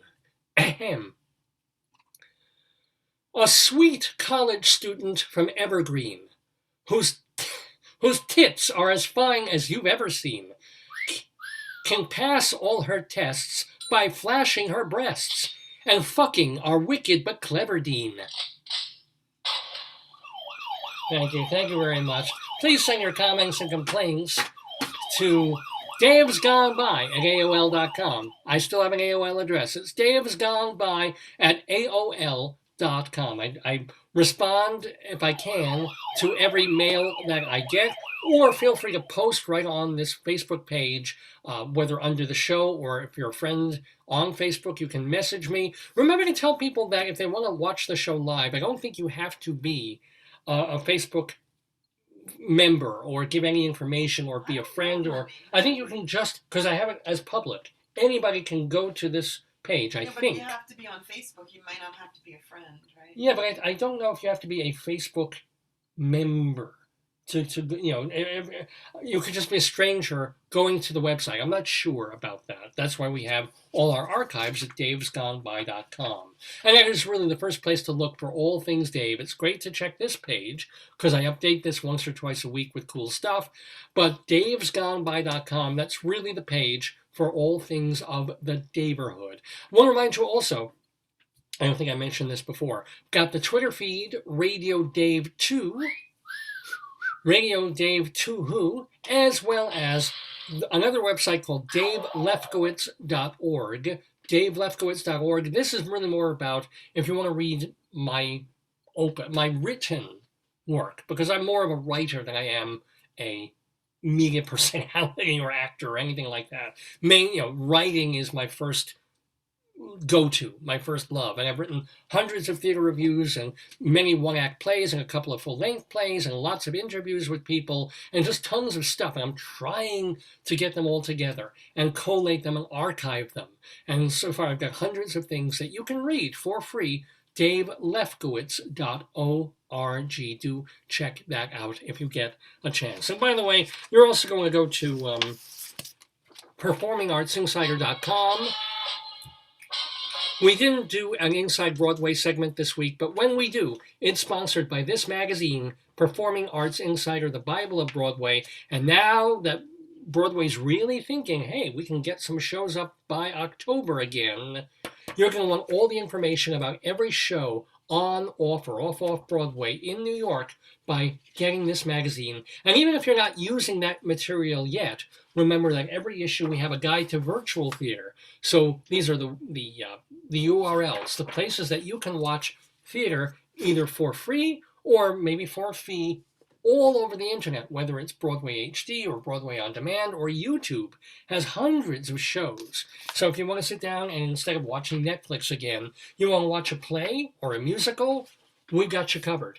So check out Performing Arts Insider. Go to performingartsinsider.com, the Bible of Broadway. Well, that's just about it for this Saturday morning or Saturday afternoon, March 13th, and the 789th episode of Dave's Gone By. We've been calling it Captain Kirk in honor of our wonderful guest, Bill Kirchenbauer, and his podcast, Kirchenbauer Half an Hour, as well as the show that he's going to be getting up at Stellar Entertainment called Robin Williams Tribute. Check that out. Want to also remind you, yes, that coming up next Saturday, March 20th, we will have the multi-talented actor and instrumentalist Hershey Felder joining us. Now, I guess it was about 15, 20 years ago, Felder was on Broadway with a show about George Gershwin.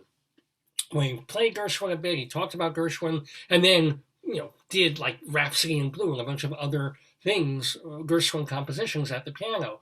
Well, he's done a bunch of other stuff beyond that. He recently did one about Sholem Aleichem that was quite enjoyable, and now he's got one about Tchaikovsky that, it's just like, and these are virtual, by the way. You can go to his website for Hershey Felder and pay a little something and go watch all these bios of these talented people and musicians and writers.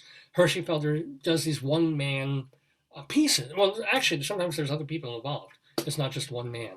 But Hershey Felder, we'll talk about all of it next Saturday in the Daverhood with Rabbi Sol Solomon. And then at the end of the month, March 27th, as promised, Richard Goldklang of the 1960s band The Third Bardo will be with us in the Daverhood talking about that. And we're got one or two other people in the hopper, but I can't promise them yet for April. We'll keep you posted. Well, thank you again for tuning in with us on this Saturday. I want to wish you, first of all, a most happy St. Patrick's Day. And if you are Irish, drive carefully when you're drunk. Just saying. And what else do I want to wish my mom and dad a very happy upcoming anniversary. Let's see, I'm 57 years old. Susan wrote in and said, since when Afghan hounds? What? Because I left my other mug in the washing machine. And I got this mug because I take a lot of milk in my coffee. So I'm able to use this mug, put it under the coffee maker, the Keurig. It goes to about here, and it leaves enough room for milk. Because any other mug that I use, even my beloved Dave mug that I usually use on here, the coffee's here, and it says, I want it lighter. It's bitter. I don't like it. I want milk and sweet. So this allows me. Look at the size of this thing, right? I'm actually drinking seltzer, but if I were having coffee in here, David, I'm gonna go to the gym. Just shut up. Well, stay with the 2 minutes. We're finishing up the show. Right, okay. Yeah, because so that's who's coming up in the Daverhood. Thank you to everybody who chimes in, who tunes in, who writes in or emails me, davesgoneby@aol.com. Check out the Twitter feed, Radio Dave 2. But most important, be with us next Saturday March 20th for the Show this 790th. one for Susan. Oh, yeah. Well, there we go. So, Susan will. Joyce just dropped a like. It's not a big deal. Here we go. Here we go. This is in honor of Susan and her cats, who remembers Joyce and me and our dogs. That's Joyce's cup. Love you, Joyce. You are my loving cup. What? Love you. And thanks for watching. Love to everyone out there. See you next Saturday, 9 a.m. for a new Dave's Gone By. There it goes. The Daverhood. Days gone by, they're gone. Days gone by, they're gone. Days gone by, they're gone. Yes, indeed. Yes, indeed. And Chicken says, a most happy and safe St. Patty's Day to all of you. Diddly diddly diddly diddly diddly diddly diddly diddly diddly diddly diddly diddly diddly diddly diddly diddly do.